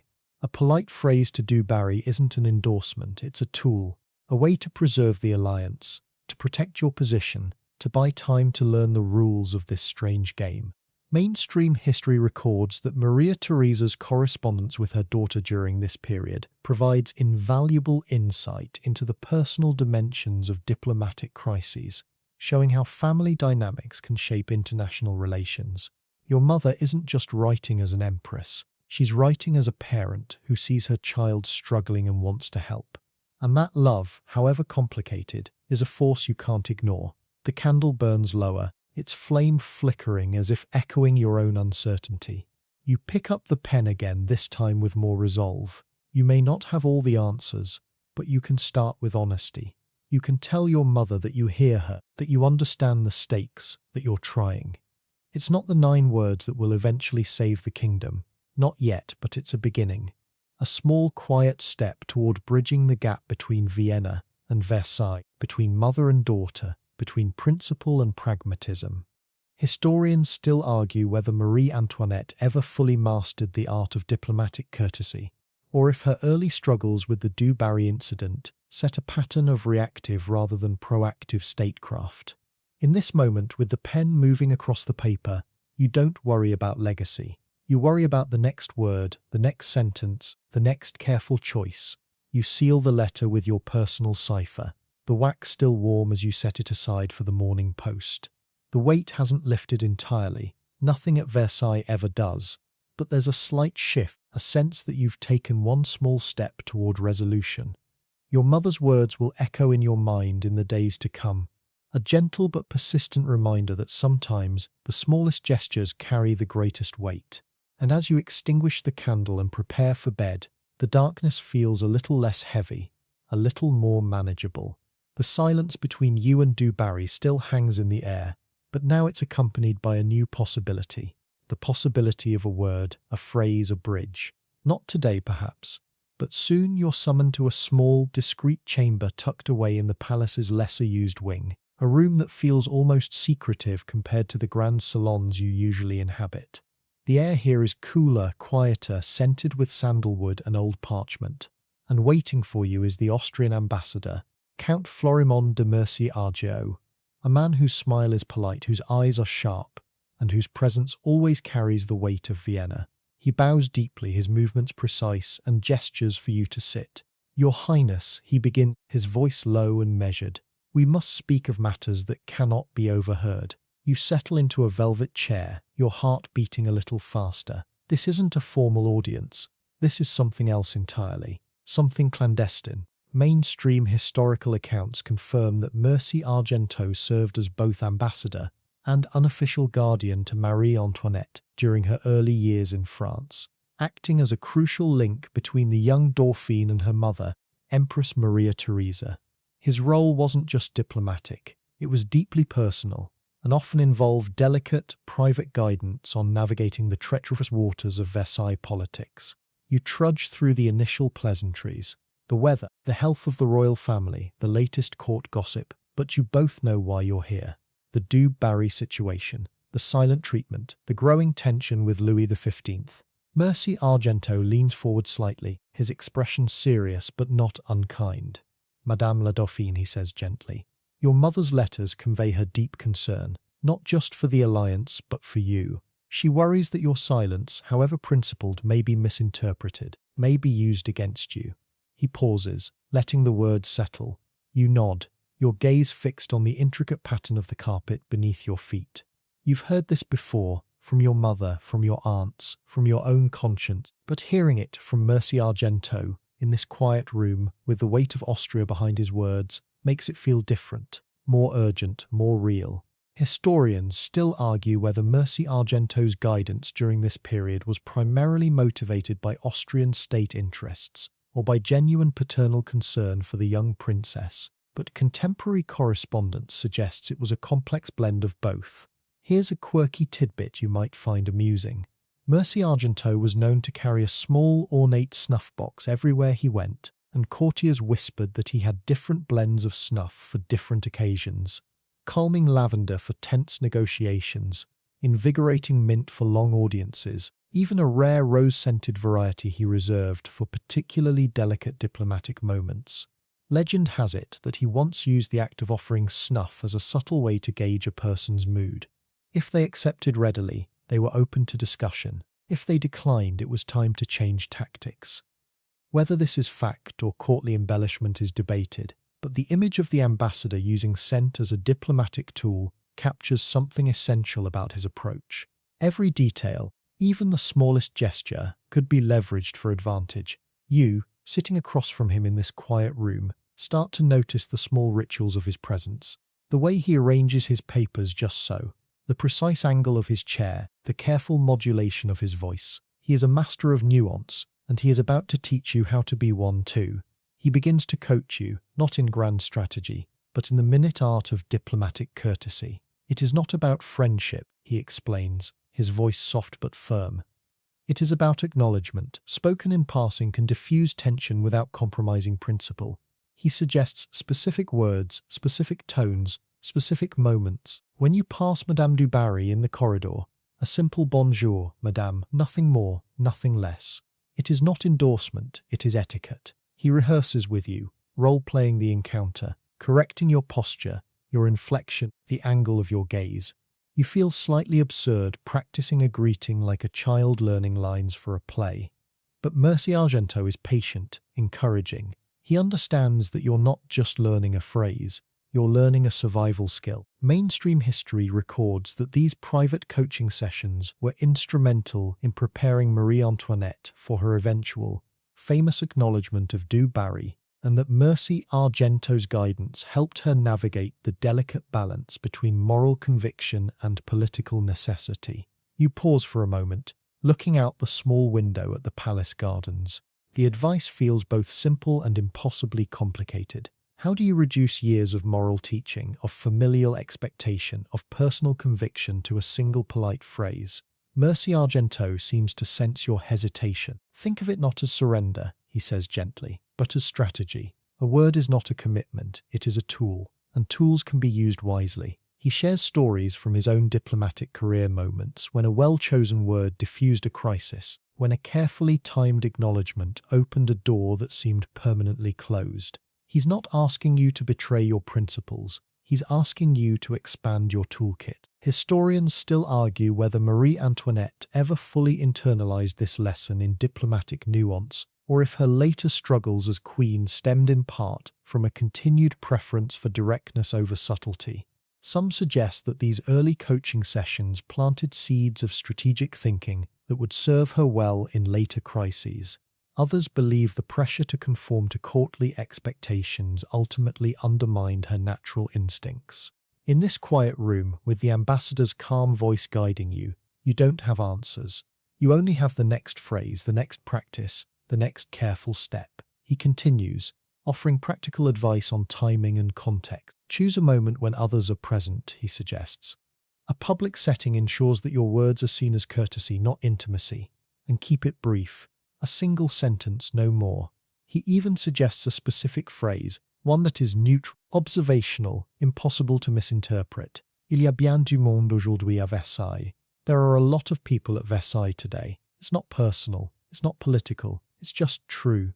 You repeat it softly, testing the words on your tongue. They feel strange, foreign, but also strangely liberating. A way out of the silence that has become both shield and prison. Mainstream accounts agree that this phrase, or one very like it, would eventually become the famous 9 words that mark the end of the Silent War. But they also note the immense psychological preparation that preceded that moment. Mercy Argenteau wasn't just teaching you a phrase, he was helping you build the courage to use it. You recall a story you heard from one of your attendants, that Mercy Argenteau once hosted a small dinner for a group of moderate courtiers, carefully selecting guests who might be sympathetic to a reconciliation between the Dauphin and the king's favourite. The evening was said to be exquisitely polite, with conversation carefully steered away from controversy and toward neutral topics like art and music. The goal, apparently, was to create a social environment where a future acknowledgement between you and Du Barry would feel natural, even inevitable. Whether this is fact or diplomatic folklore is debated, but the image of the ambassador using social engineering as a tool for conflict resolution captures something essential about his approach. Change doesn't always come from grand gestures. Sometimes it comes from carefully cultivated conditions. You sitting in this quiet room start to see the larger strategy behind the coaching. It's not just about you saying a word. It's about creating a context where that word can land safely, without backlash. The afternoon light begins to fade, casting the room in a soft golden glow. Mercy Argenteau checks the time on his elegant pocket watch and nods, signalling the end of your session. Remember, Madame la Dauphine, he says as you rise, courage is not the absence of fear. It is the decision that something else is more important than fear. He bows deeply, and you curtsy in return, the formal gestures feeling slightly different now, weighted with new meaning.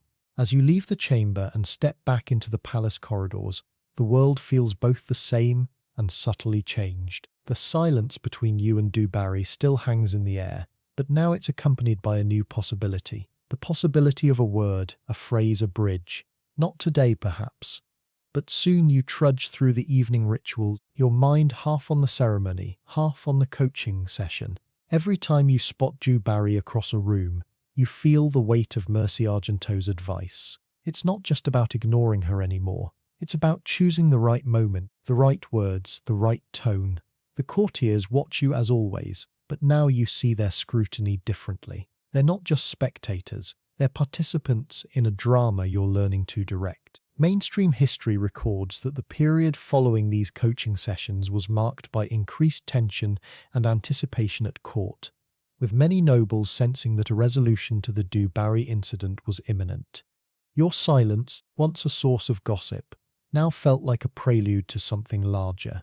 Historians still argue whether Marie Antoinette's eventual acknowledgement was primarily the result of Mircea Argento's guidance, her mother's pleas, or her own growing maturity, but contemporary accounts suggest it was a convergence of all three forces. The candles are lit now, their flames dancing in crystal sconces, casting shifting patterns on the gilded walls. The palace transforms at night, becoming more intimate, more secretive, but the anticipation doesn't fade, it intensifies. You feel the fatigue settling into your bones, a heavy velvet weariness that no amount of rest seems to cure. This isn't just physical exhaustion. It's the toll of living in a world where every gesture is political, every word is weighted, every silence is a statement, and every statement is immediately analysed, discussed and recorded. And you, barely 16, are still learning how to navigate this labyrinth without losing yourself. Historians still argue whether the coaching sessions with Mircea Argento ultimately empowered Marie Antoinette or placed additional pressure on an already overwhelmed teenager. But in this moment, walking the gilded halls of Versailles, you feel both possibilities pressing on you, the clarity of the ambassador's advice and the uncertainty of its execution.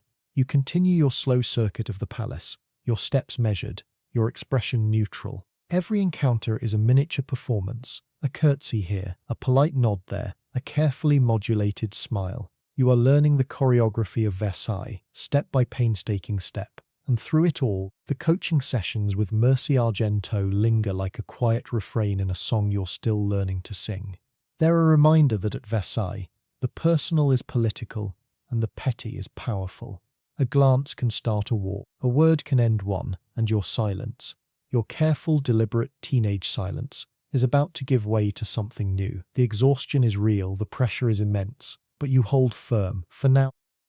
You step into the grand apartment on New Year's Day, 1772, and the air itself feels different, thicker, charged, like the moment before a thunderstorm breaks. The palace is packed, every salon and corridor overflowing with nobles in their finest silks, their powdered wigs towering like confections, their jewels catching the candlelight in dazzling flashes. It's the annual New Year's reception, a tradition where the royal family receives the court's homage. But this year, everyone knows it's not just about protocol. This is the day the silent war ends, or so they hope. You feel their eyes on you before you even take 3 steps, 1,000 glances tracking your movement, anticipating, waiting. Mainstream historical accounts confirm that the New Year's reception of 1772 was indeed the setting for Marie Antoinette's famous acknowledgement of Madame du Barry, a moment that had been anticipated, discussed, and wagered upon for months. The entire court had become a single breathless audience, and you, the young Dauphin, were about to deliver the line they'd all been waiting for. You trudged through the crowd, your silk gown whispering against the marble floor, your corset feeling tighter than usual, not from the lacing but from the weight of expectation. Every face you pass is a mask of polite curiosity, but behind the eyes you see the calculation. Will she do it today? Will she speak? Will the favourite finally get her due? You notice how the courtiers have arranged themselves, subtly but deliberately, creating clear sightlines between you and the spot where du Barry is known to appear. It's as if the entire palace has been staged for this moment, a theatrical production where you are both lead actress and reluctant star. Historians still argue whether the timing of Marie Antoinette's acknowledgement was carefully orchestrated by Mircea Argentetto and the Austrian faction, or if it emerged organically from the mounting pressure of court dynamics. But contemporary memoirs suggest that the New Year's reception was widely anticipated as the likely moment for resolution. Here's a quirky tidbit you might appreciate. New Year's Day at Versailles was traditionally marked by the exchange of étrennes, small gifts or tokens of goodwill. Courtiers would present the royal family with delicate trinkets, poems or confections, hoping to earn favour for the coming year. Rumour had it that one particularly ambitious noble once gifted Louis XV a miniature clock that played a melody composed by the king himself, while another presented Marie Antoinette with a pair of gloves scented with rare Austrian lavender. Whether these gifts influenced royal decisions is debated, but the tradition added a layer of symbolic weight to the day. Every gesture, every offering, carried the hope of renewal, of fresh starts. You, moving through the crowded rooms, start to notice the small tokens being exchanged. A ribbon here, a handwritten verse there, and you wonder if your own gesture, the one you've been coached to make, will be received as the étrennes of peace everyone is hoping for. You pause near a towering mirror, pretending to adjust your hairstyle while catching your breath. The room is a kaleidoscope of colour and movement. Emerald velvets, sapphire silks, gold embroidery that shimmers with every step. The air smells of orange blossom water, powdered hair, and the faint metallic tang of anticipation. You spot the mesdames across the room, their expressions a mixture of hope and anxiety. They know what's expected of you today. They've prayed for it, worried over it, whispered about it in the quiet hours before dawn. And you know what Mercy Argento advised. A single phrase, neutral, polite, impossible to misinterpret. Il y a bien du monde aujourd'hui à Versailles. There are a lot of people at Versailles today. It's not an endorsement, it's not a friendship, it's just courtesy. Mainstream history records that this phrase, or one very like it, would become famous as the 9 words that saved the Austrian alliance. But in this moment, it feels less like a diplomatic masterstroke, and more like a lifeline you're not sure you're ready to grab. You continue your slow circuit of the reception, your steps measured, your expression serene. Every encounter is a miniature performance, a curtsy here, a polite nod there, a carefully modulated smile. But beneath the surface, your mind is racing. Where is she? When will it happen? How will you know the right moment? You notice how the courtiers have subtly shifted their positions, creating a clear path between you and the king's apartments, the place where Du Barry is most likely to appear. It's almost too obvious, this staging. You feel like a pawn being moved across a gilded chessboard, every square calculated, every move anticipated. Historians still argue whether Marie Antoinette felt empowered or trapped by the elaborate social engineering that preceded her acknowledgement, but contemporary letters suggest she was acutely aware of the performative nature of the moment. This wasn't just a personal interaction. It was a political ritual, and the entire court was the congregation. You recall a story you heard from one of your attendants, that a group of young nobles had placed a discreet wager on whether the Dauphin would speak before or after the king's formal address to the court. The odds, apparently, favoured after, but the pot was substantial enough to make the outcome genuinely exciting for the bettors. Whether this is fact or courtly embellishment is debated, but the image of your personal moment being turned into a gambling opportunity captures something essential about Versailles life. Even morality could be commodified. Even principle could be priced. You, walking through these gilded halls, start to notice the subtle signs of anticipation, the quick exchange of glances behind fans, the barely suppressed smiles, the way conversations dip to whispers as you pass. Your silence, once a source of gossip, has become a countdown. The afternoon light slants through the high windows, casting long, dramatic shadows across the parquet floors. You find yourself in the Hall of Mirrors again, that dizzying corridor where reality and reflection blur. You catch glimpses of yourself multiplied 100 times over, a child in adult clothing, playing a role you didn't write.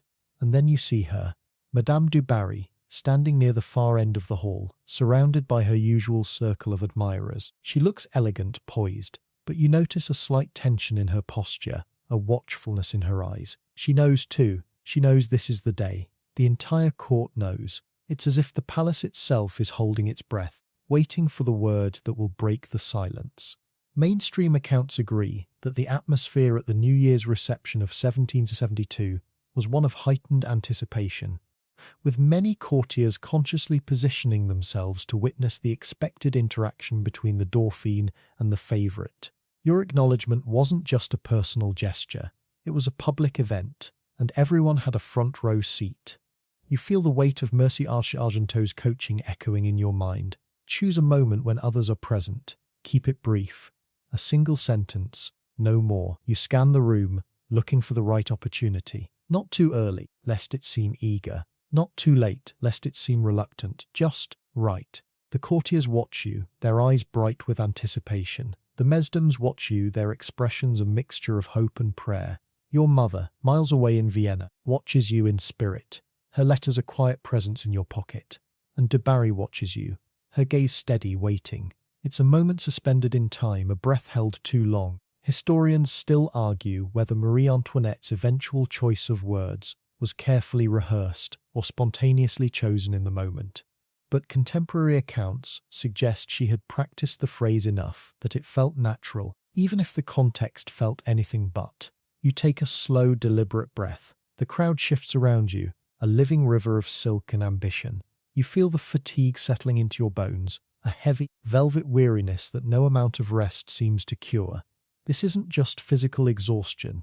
It's the toll of living in a world where every gesture is political, every word is weighted, every silence is a statement, and every statement is immediately analysed, discussed, and recorded. And you, barely 16, are still learning how to navigate this labyrinth without losing yourself. But today, you don't have to navigate alone. Today, you have a phrase, a tool, a bridge. And as you stand in the glittering spectacle of Versailles, surrounded by the watching eyes of the court, you realise that this is it. The moment you've been preparing for. The moment the silent war ends. Not with a bang, not with a decree, but with 9 simple words spoken in passing to a woman you barely know. The exhaustion is real. The pressure is immense. But you're ready, or as ready as you'll ever be. You feel the moment approaching like a tide, inevitable, unstoppable. The crowd shifts, a living river of silk and ambition, and there she is, Madame du Barry, standing near a marble column, her gaze meeting yours for a fleeting second. It's not a challenge, it's not a plea, it's just an opening. And you know with a sudden clarity that cuts through the fatigue and the fear that this is it. This is the moment Marie Antoinette coached you for, the moment your mother prayed for, the moment the entire court has been waiting for. You take a slow, deliberate breath, the scent of orange blossom water and powdered hair filling your lungs, and then, without allowing yourself time to doubt, you glide forward, your posture straight, your expression serene, and you speak. Il y a bien du monde aujourd'hui à Versailles. There are a lot of people at Versailles today. 9 words. Simple, neutral, impossible to misinterpret. They hang in the air for a heartbeat, delicate as soap bubbles, and then they land. Mainstream historical accounts confirm that this phrase, or one very like it, was indeed the famous acknowledgement that ended the silent war between Marie Antoinette and Madame du Barry, a moment that would be recorded in memoirs, analysed by diplomats, and whispered about in court circles for years to come. Historians still argue whether the exact wording was rehearsed verbatim or adapted spontaneously in the moment, but contemporary correspondence suggests the Dauphine had practiced the phrase enough that it felt natural, even if the context felt anything but. You feel the shift in the room before you see it. A collective intake of breath, a subtle rustle of silk, a dozen fans snapping shut in unison. The courtiers freeze, their eyes wide with anticipation, their minds already racing to interpret the meaning of your words. Was it genuine courtesy, a calculated diplomatic gesture, a reluctant concession? You don't linger to find out. You've said your piece. You've kept your promise to your mother, your ambassador, your alliance. And now, you simply continue your circuit of the reception, your steps measured, your expression unchanged. Inside, your heart is pounding, but on the surface, you are the picture of royal composure. Here's a quirky tidbit you might appreciate. Some courtiers later claimed that the exact phrase Marie Antoinette used was slightly different, that she actually said, Quel monde il y a aujourd'hui? What a crowd there is today, a more exclamatory version that carried a hint of youthful wonder. Whether this variation is fact or folklore is debated, but the image of the young Dauphine accidentally adding a touch of personality to her carefully rehearsed line captures something essential about the moment. Even the most scripted gestures can carry unexpected nuance. You notice du Barry's reaction as you pass, a slight widening of her eyes, a subtle softening of her smile. She curtsies just a fraction deeper than usual and murmurs a polite reply you don't quite catch. It's not a triumph, it's not a reconciliation. It's just acknowledgement, and that apparently is enough. Mainstream history records that this brief exchange was sufficient to diffuse the immediate diplomatic tension, with Louis XV reportedly relaxing his demeanour toward his daughter-in-law in the days that followed, and the Austrian alliance preserved, at least for the time being. Your 9 words didn't solve every problem, but they bought time. They opened a door. They turned a silent war into a fragile peace. You trudge through the remainder of the reception, the weight of expectation lifting slightly from your shoulders, only to be replaced by a new kind of awareness. The courtiers watch you with renewed interest, their whispers taking on a different tone. The snub is over, the story has moved on, and you, the young Dauphin, are no longer defined by your silence, but by your words. Historians still argue whether Marie Antoinette fully understood the long-term implications of this moment, or if she saw it merely as a necessary concession to end an uncomfortable standoff, but contemporary letters suggest she felt a mix of relief and lingering unease. Relief that the pressure had eased, unease that the underlying tensions between her and Du Barry remained unresolved. You recall a story you heard from one of Mercy Argenteau's aides, that the ambassador, upon hearing of the successful acknowledgement, reportedly allowed himself a small private smile and whispered to his secretary, "The alliance is safe for another season." Whether this is fact or diplomatic embellishment is debated, but the image of the ambassador measuring success in seasons rather than years captures something essential about the precarious nature of Versailles politics. Every victory is temporary, every peace is fragile, every word is a tool that must be wielded with care. You, moving through the glittering crowd, start to notice the subtle signs of relief, the relaxed shoulders of the Austrian faction, the satisfied nods of moderate courtiers, the way conversations resume with a lighter tone. Your 9 words didn't just save an alliance. They restored a sense of order to a court that had grown accustomed to drama. The afternoon light begins to fade, casting the palace in a warm, honeyed glow. You find yourself near a window overlooking the gardens, the formal parterres stretching into geometric perfection. For a fleeting second, you allow yourself to feel the relief. The silence is broken. The tension has eased. You've done what was asked of you. But then you push the thought away. Versailles doesn't reward complacency. There will be new challenges, new expectations, new performances to master. And you, barely 6, are still learning the rules of this strange, glittering game. Mainstream accounts agree that the period following Marie Antoinette's acknowledgement was marked by a temporary thaw in court relations, but they also note that the underlying rivalry between the Dauphin and the favourite never fully disappeared. Your 9 words ended the silent war, but they didn't erase the differences that fueled it. You continue your circuit of the reception, your steps measured, your expression serene. Every encounter is a miniature performance, a curtsy here, a polite nod there, a carefully modulated smile. But beneath the surface, you feel a new kind of awareness. You've crossed a threshold. You've proven that you can navigate the delicate balance between principle and pragmatism, between morality and diplomacy. It's not a skill you're entirely comfortable with yet, but it's a start.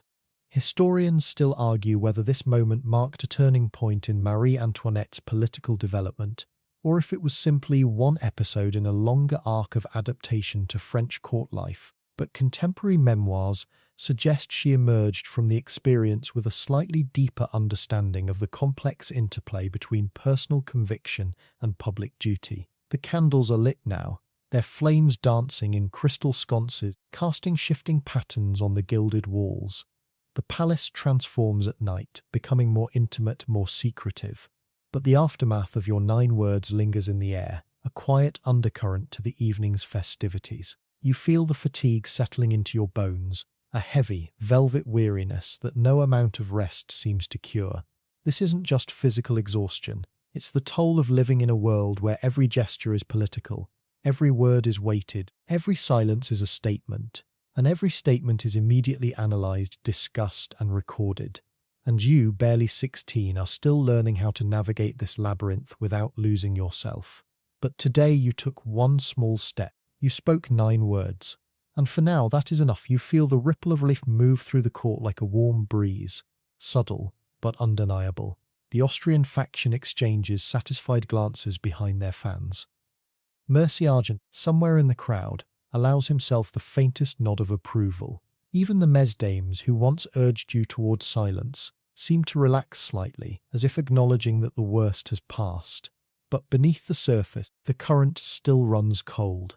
You notice it in the way Du Barry's smile doesn't quite reach her eyes when she curtsies to you later that evening. You feel it in your own chest, a lingering tension that no amount of polite acknowledgement can fully dissolve. Mainstream historical accounts confirm that while Marie Antoinette's 9 words diffused the immediate diplomatic crisis, they did not erase the personal rivalry between the two women. The court celebrated a resolution, but the two principals remained in private as distant as ever.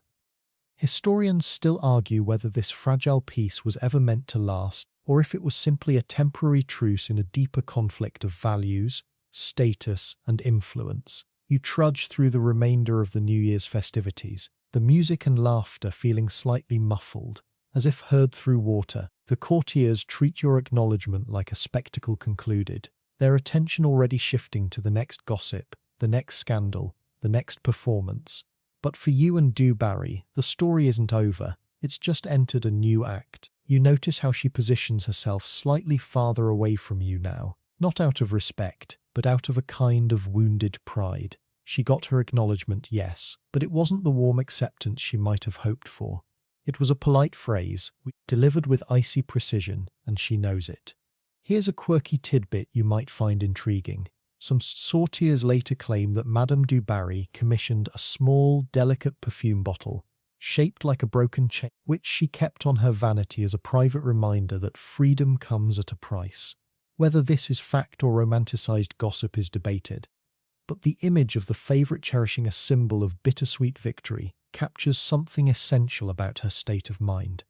She had won the battle of acknowledgement, but the war for genuine respect remained unwon. You pause near a marble column, pretending to admire a tapestry while catching your breath. The relief you feel is real, but it's complicated. You've satisfied your mother, you've pleased your ambassador, you've preserved the alliance, but you haven't made a friend. You haven't softened your heart. You've simply performed the minimum required to keep the peace. And in a court that thrives on nuance, the minimum is rarely enough. Mainstream history records that the period following the 9 words was marked by a careful, formal civility between Marie Antoinette and Madame du Barry. Public politeness masking private distance. They would exchange polite greetings in passing, but never seek each other's company, never share a confidence, never bridge the gap that silence had carved between them. Historians still argue whether this formal détente was a sign of Marie Antoinette's growing diplomatic maturity, or merely a pragmatic adaptation to court pressure that left her personal feelings unchanged.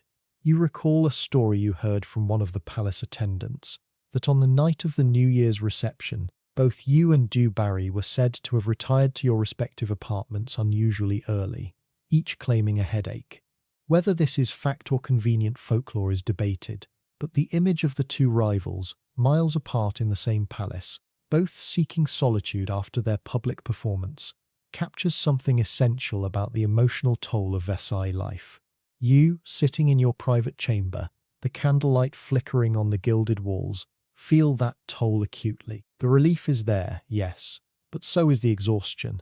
So is the lingering sense that you've compromised something, even if you can't quite name what. Mainstream accounts agree that Marie Antoinette's early years at Versailles were marked by a tension between personal conviction and political necessity, and the Du Barry incident was perhaps the starkest example of that conflict.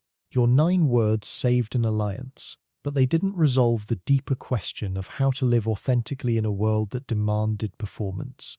The palace grows quieter as the night wears on, the grand salons emptying, the candles burning low. You find yourself walking the same corridors you've traversed 100 times before, but they feel different now.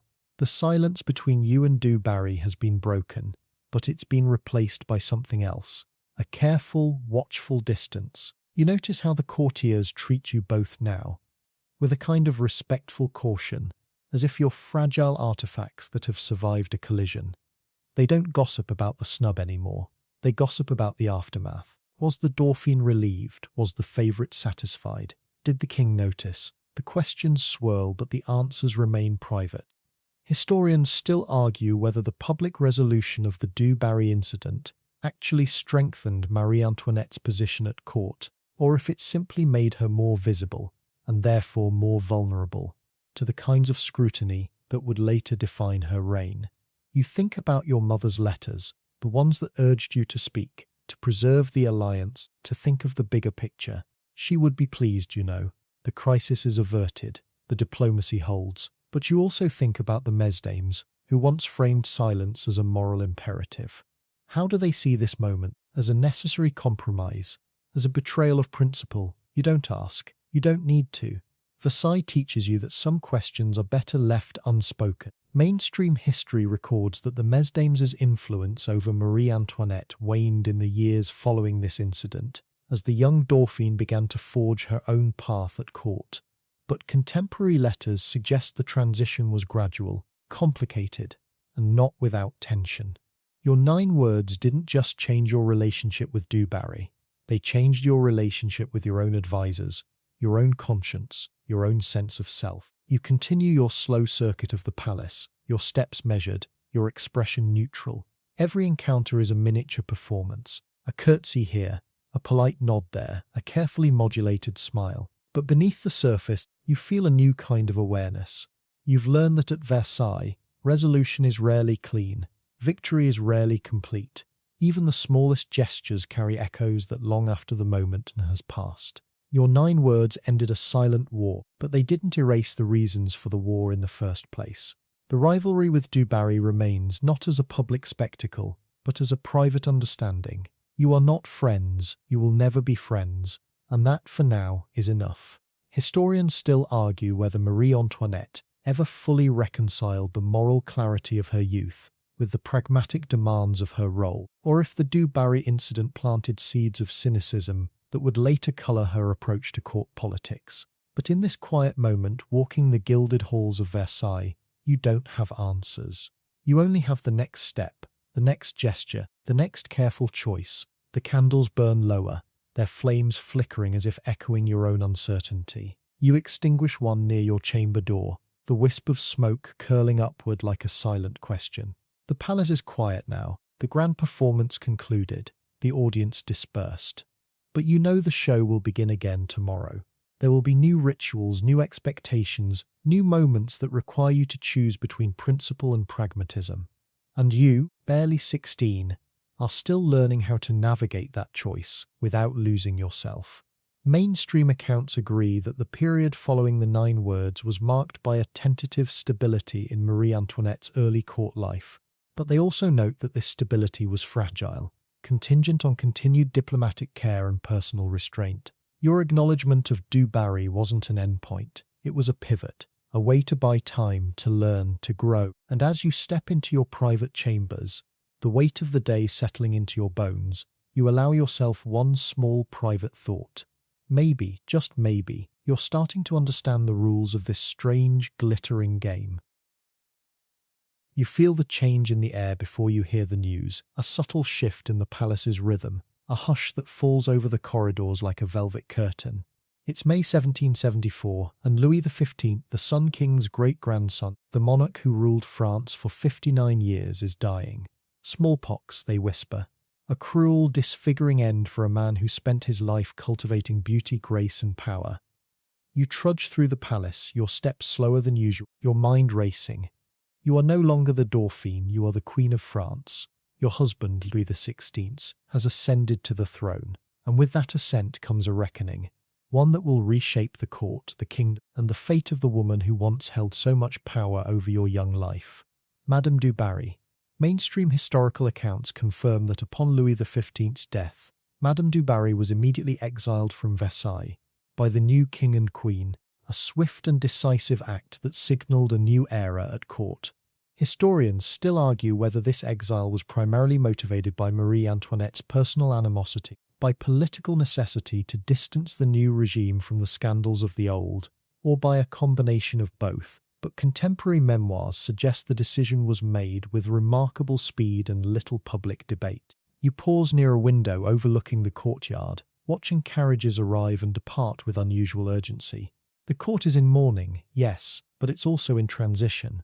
Power is shifting, allegiances are recalibrating, and everyone is watching to see who rises and who falls. And you know, with a certainty that feels almost surreal, that Du Barry's fall is inevitable. She was the king's favourite, the woman whose influence depended entirely on his affection. Without him, she has no protection, no leverage, no place at Versailles. Here's a quirky tidbit you might find intriguing. Courtiers rumoured that Madame du Barry, upon hearing of the king's declining health, commissioned a small, ornate locket containing a lock of his hair, which she wore hidden beneath her gown as a private talisman. Whether this is fact or romanticised as gossip is debate, but the image of the favourite clinging to a physical reminder of her lost influence captures something essential about her state of mind in those final days. A mixture of devotion, desperation, and dawning realisation that her world was about to collapse. You trudge through the morning rituals, the black crepe of your gown heavy against your skin, the scent of incense thick in the air. The court moves like a sombre ballet, every gesture weighted with grief and calculation. You notice how the nobles who once flocked to du Barry's salons now avoid her gaze, how her usual circle of admirers has dispersed like leaves in the wind. It's a harsh lesson in the fragility of favour at Versailles. Today's confidant is tomorrow's exile. Mainstream history records that du Barry was ordered to leave Versailles within days of Louis V's death, initially sent to the Abbey of Pont-aux-Dames before being allowed to retire to her private chateau at Louveciennes. The speed of her removal was striking even by the standards of court politics, suggesting that the new regime wanted to make a clean break with the past. Your 9 words, spoken 2 years earlier, had preserved an alliance. Now, your position as queen would ensure a rival's removal. You recall a story you heard from one of the palace attendants, that on the night of Louis XV's death, Madame du Barry was said to have wandered the corridors of Versailles alone, her usual entourage absent, her footsteps echoing in the empty halls. Whether this is fact or poetic embellishment is debated, but the image of the once powerful favourite alone in the palace that had been both her stage and her prison captures something essential about the emotional toll of sudden exile. You, walking those same corridors as queen, feel that toll reflected in your own chest, not sympathy exactly, but a recognition of the precariousness of power. At Versailles, no one is safe. Not even the king's favourite. Not even the queen. The days following the king's death pass in a blur of ceremony and strategy. You are learning your new role, navigating the expectations of your position, balancing the demands of state with the realities of court life. And through it all, the absence of Madame du Barry is palpable. She is gone, exiled, removed from the stage where you once performed your silent war. Mainstream accounts agree that Marie Antoinette, now queen, took an active role in ensuring du Barry's exile was enforced, though contemporary letters suggest she was careful to frame the decision as a matter of royal dignity rather than personal vengeance. Historians still argue whether this careful framing was a sign of Marie Antoinette's growing political sophistication, or merely a pragmatic adaptation to the expectations of her new role.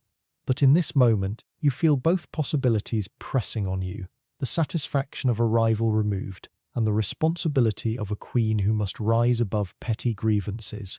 You find a rare moment of solitude in your private chambers, the candlelight flickering on the gilded walls. You think about du Barry, not with malice, not with triumph, but with a quiet, complicated awareness. She was your adversary, yes, but she was also a woman who navigated a world that demanded performance, who used the only tools available to her, charm, wit, and an unshakable sense of self.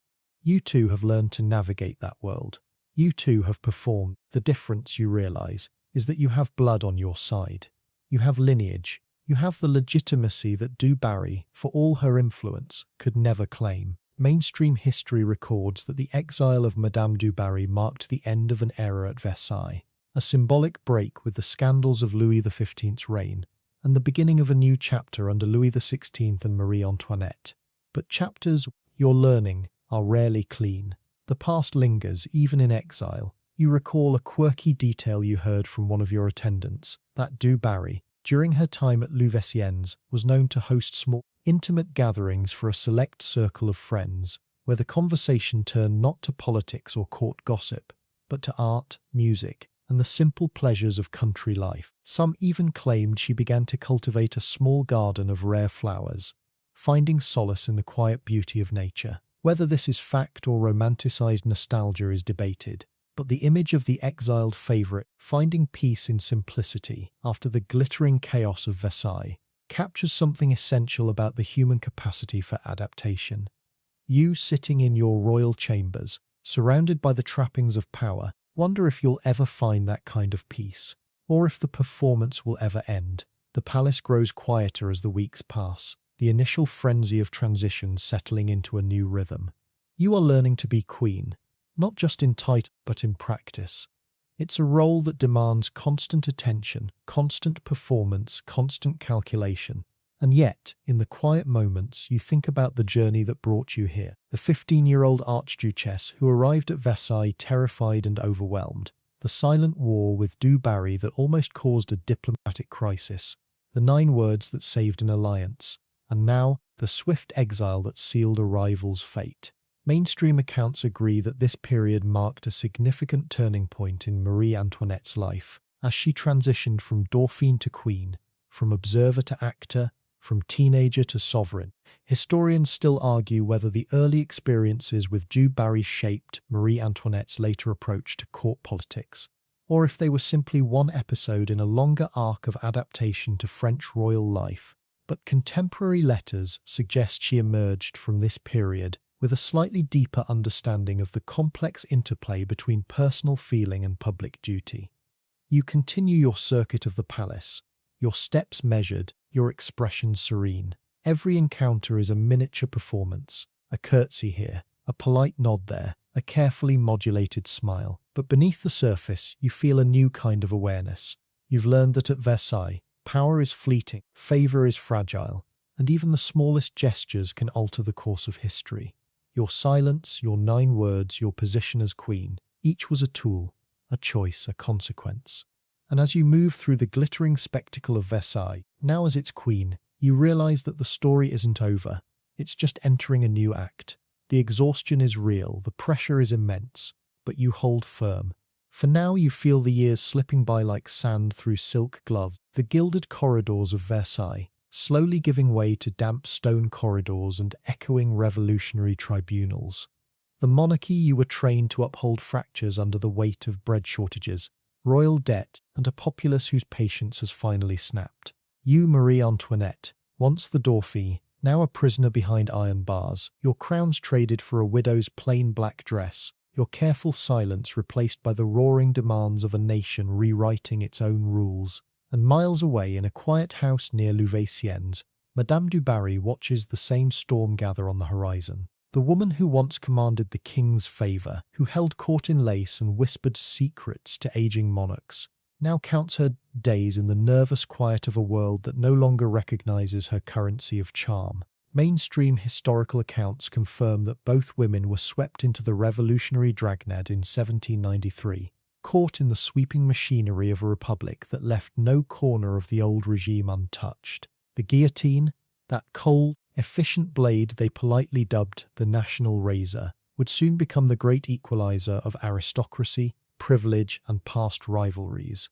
You trudge through a narrow cell, your footsteps echoing on stone that smells of wet wool and old fear. The trial arrives swiftly, as these things always do when history is in a hurry. You are accused of excess, of treason, of crimes both documented and invented by pamphleteers hungry for scandal. The courtroom is a theatre of a different kind, where the audience isn't powdered nobles in brocade, but hungry citizens demanding justice for meals they've never seen. You answer when you can, your voice steady despite the exhaustion, but the verdict written long before the wooden hammer falls. Historians still argue whether the revolutionaries specifically targeted you as a living symbol of royal decadence, or if your condemnation was largely an opportunistic product of the terror's indiscriminate machinery, designed to purge the past rather than prove individual guilt. Mainstream records show you were sentenced on October 6, 1793, and escorted to the Place de la Révolution the following afternoon. The carriage ride is short, the sky overcast, the crowd a shifting mosaic of jeers, silent stares, and the occasional dropped handkerchief. You don't look away, you hold your posture, the same straight spine that once carried you through Versailles' mirrored mazes, and face what comes next with a quiet dignity that will outlive the regime itself. Here's a quiet, almost haunting detail you might not find in the grander chronicles. In the weeks following your death, Revolutionary commissaries began cataloguing and auctioning off the confiscated belongings of the condemned. Your personal effects, hairpins, letters, a single pearl drop earring, were sold in lots, often to merchants who would melt them down or resell them as revolutionary curiosities.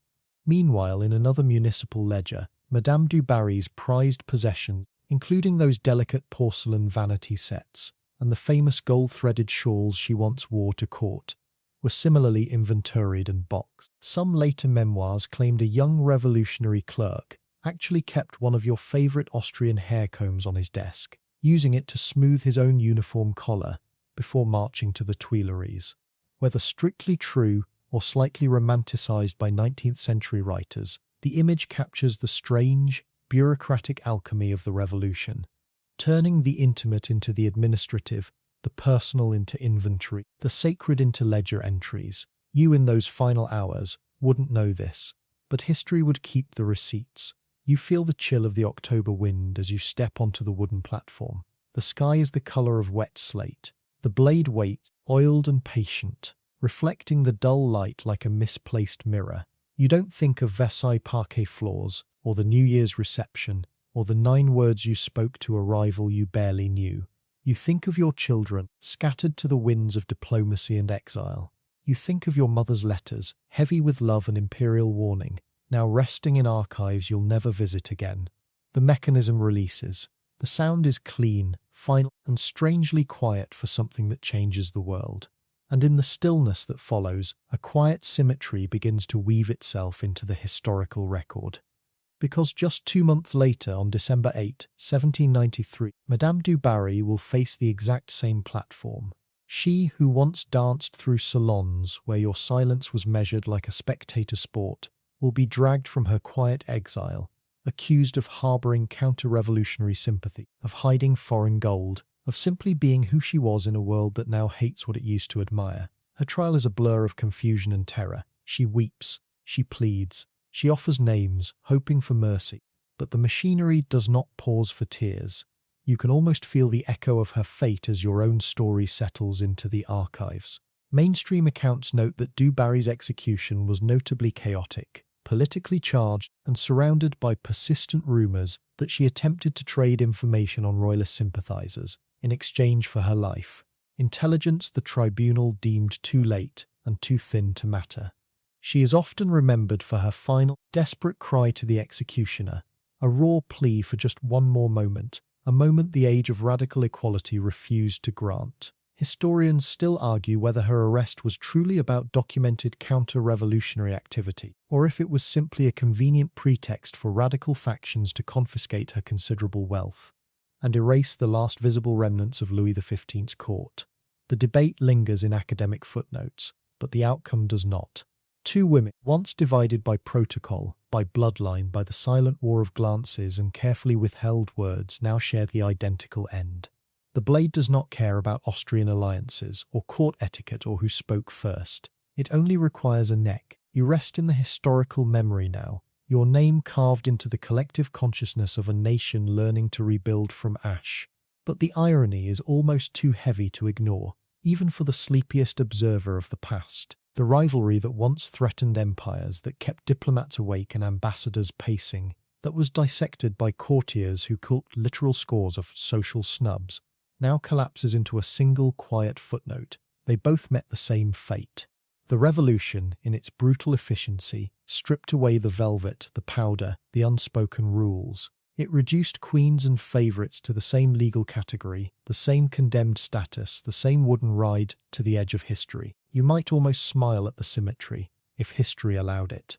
The petty, bizarre, high-stakes world of Versailles didn't end with a treaty or a royal decree. It ended with a shared blade, turning 2 lifetimes of careful performance into a single undeniable truth. In the end, time does not remember who spoke first.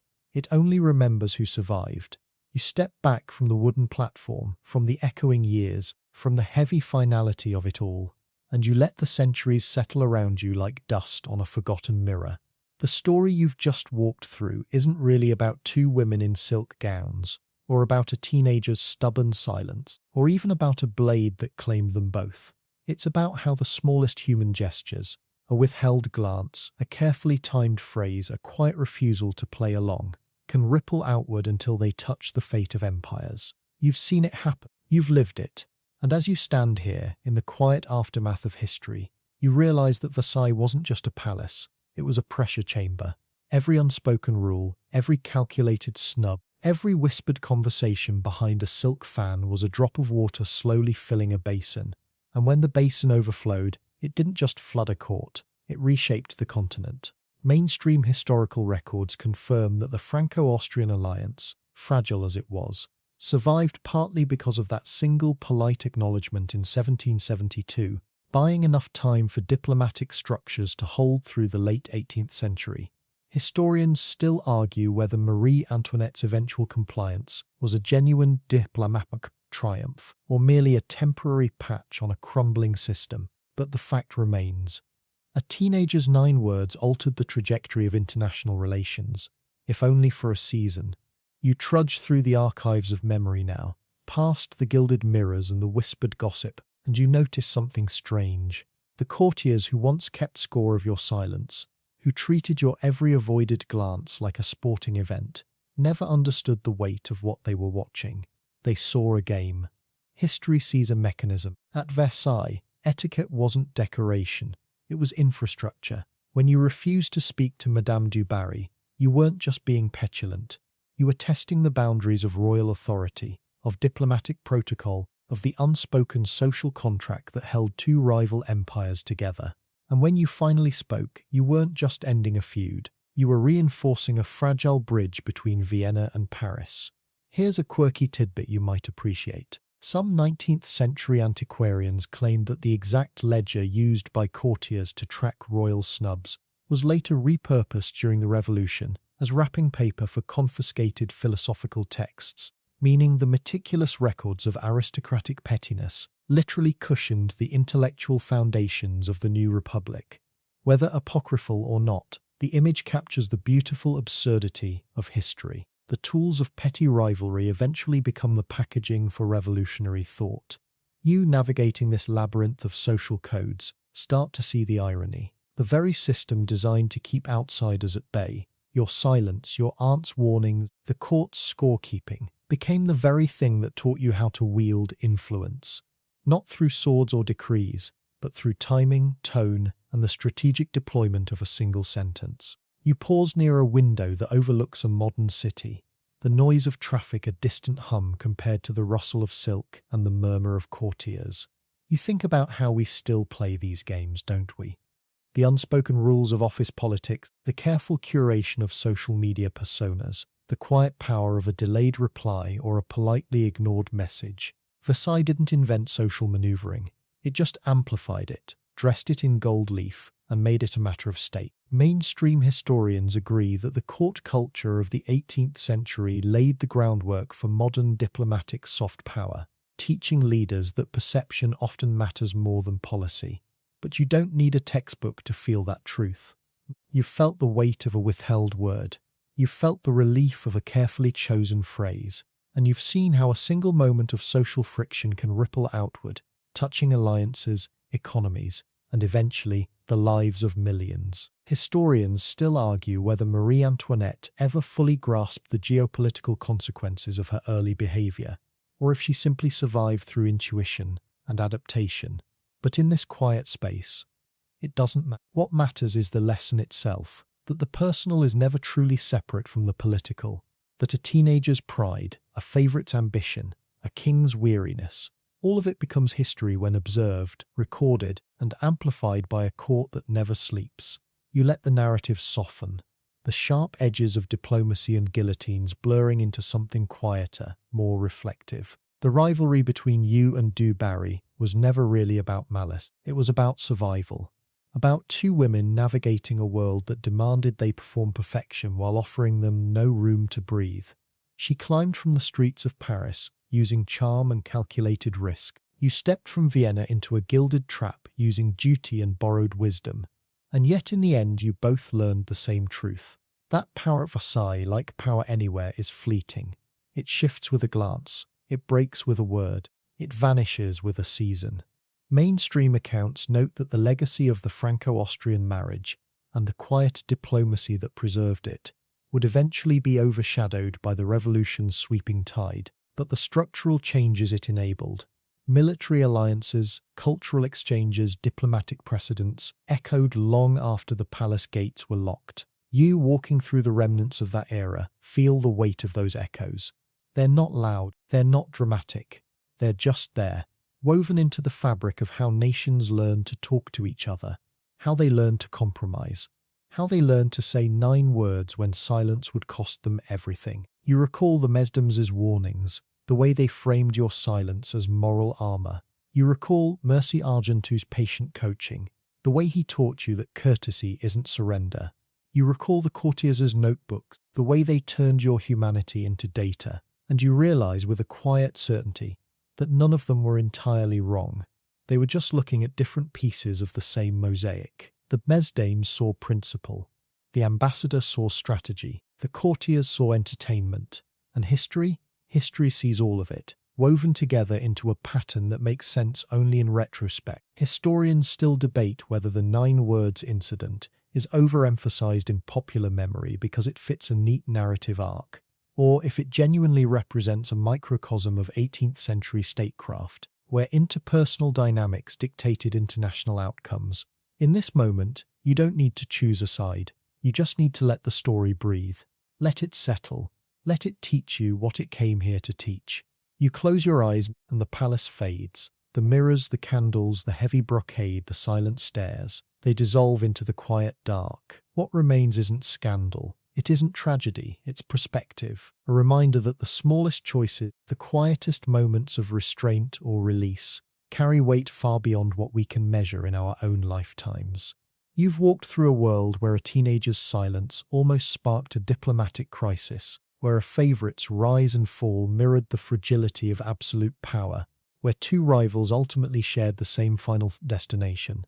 And through it all, you've seen how history isn't just made by treaties and battles. It's made by glances, by pauses, by the careful, deliberate choice to say 9 words instead of none.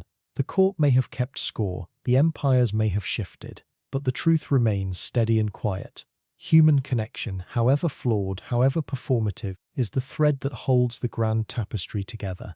Even when it's just a sentence about the crowd at Versailles, even when it's spoken by a tired teenager in a gilded room, even when the world is watching. Now, let the heavy curtains of the past draw slowly shut, letting only the softest light filter through. The echoes of marble corridors fade into a gentle quiet, the weight of crowns and courtly expectations dissolving into the cool, still air of the present. You don't need to carry the tensions of centuries with you into the night. The alliances have settled, the rivalries have quieted, and the grand performances have finally ended. All that remains is the steady rhythm of your own breathing, slow and even, matching the gentle hum of the room around you. Let your shoulders drop, let your hands rest, and allow your mind to drift away from gilded halls and whispered negotiations. There is no more score to keep, no more words to rehearse, no more glances to measure. Just the quiet certainty that you are safe, you are rested, and the long, intricate story has reached its peaceful close. The night wraps around you like a familiar shawl, soft and heavy with rest. As your eyes grow heavy and the final images of Versailles melt into quiet shadow, know that history's grand dramas are only stories now, and you are free to let them go. Sleep comes easily, drifting in like a slow tide, carrying you far from courts and crowns, into the deep, undisturbed calm of dreams. End of script. Sweet dreams.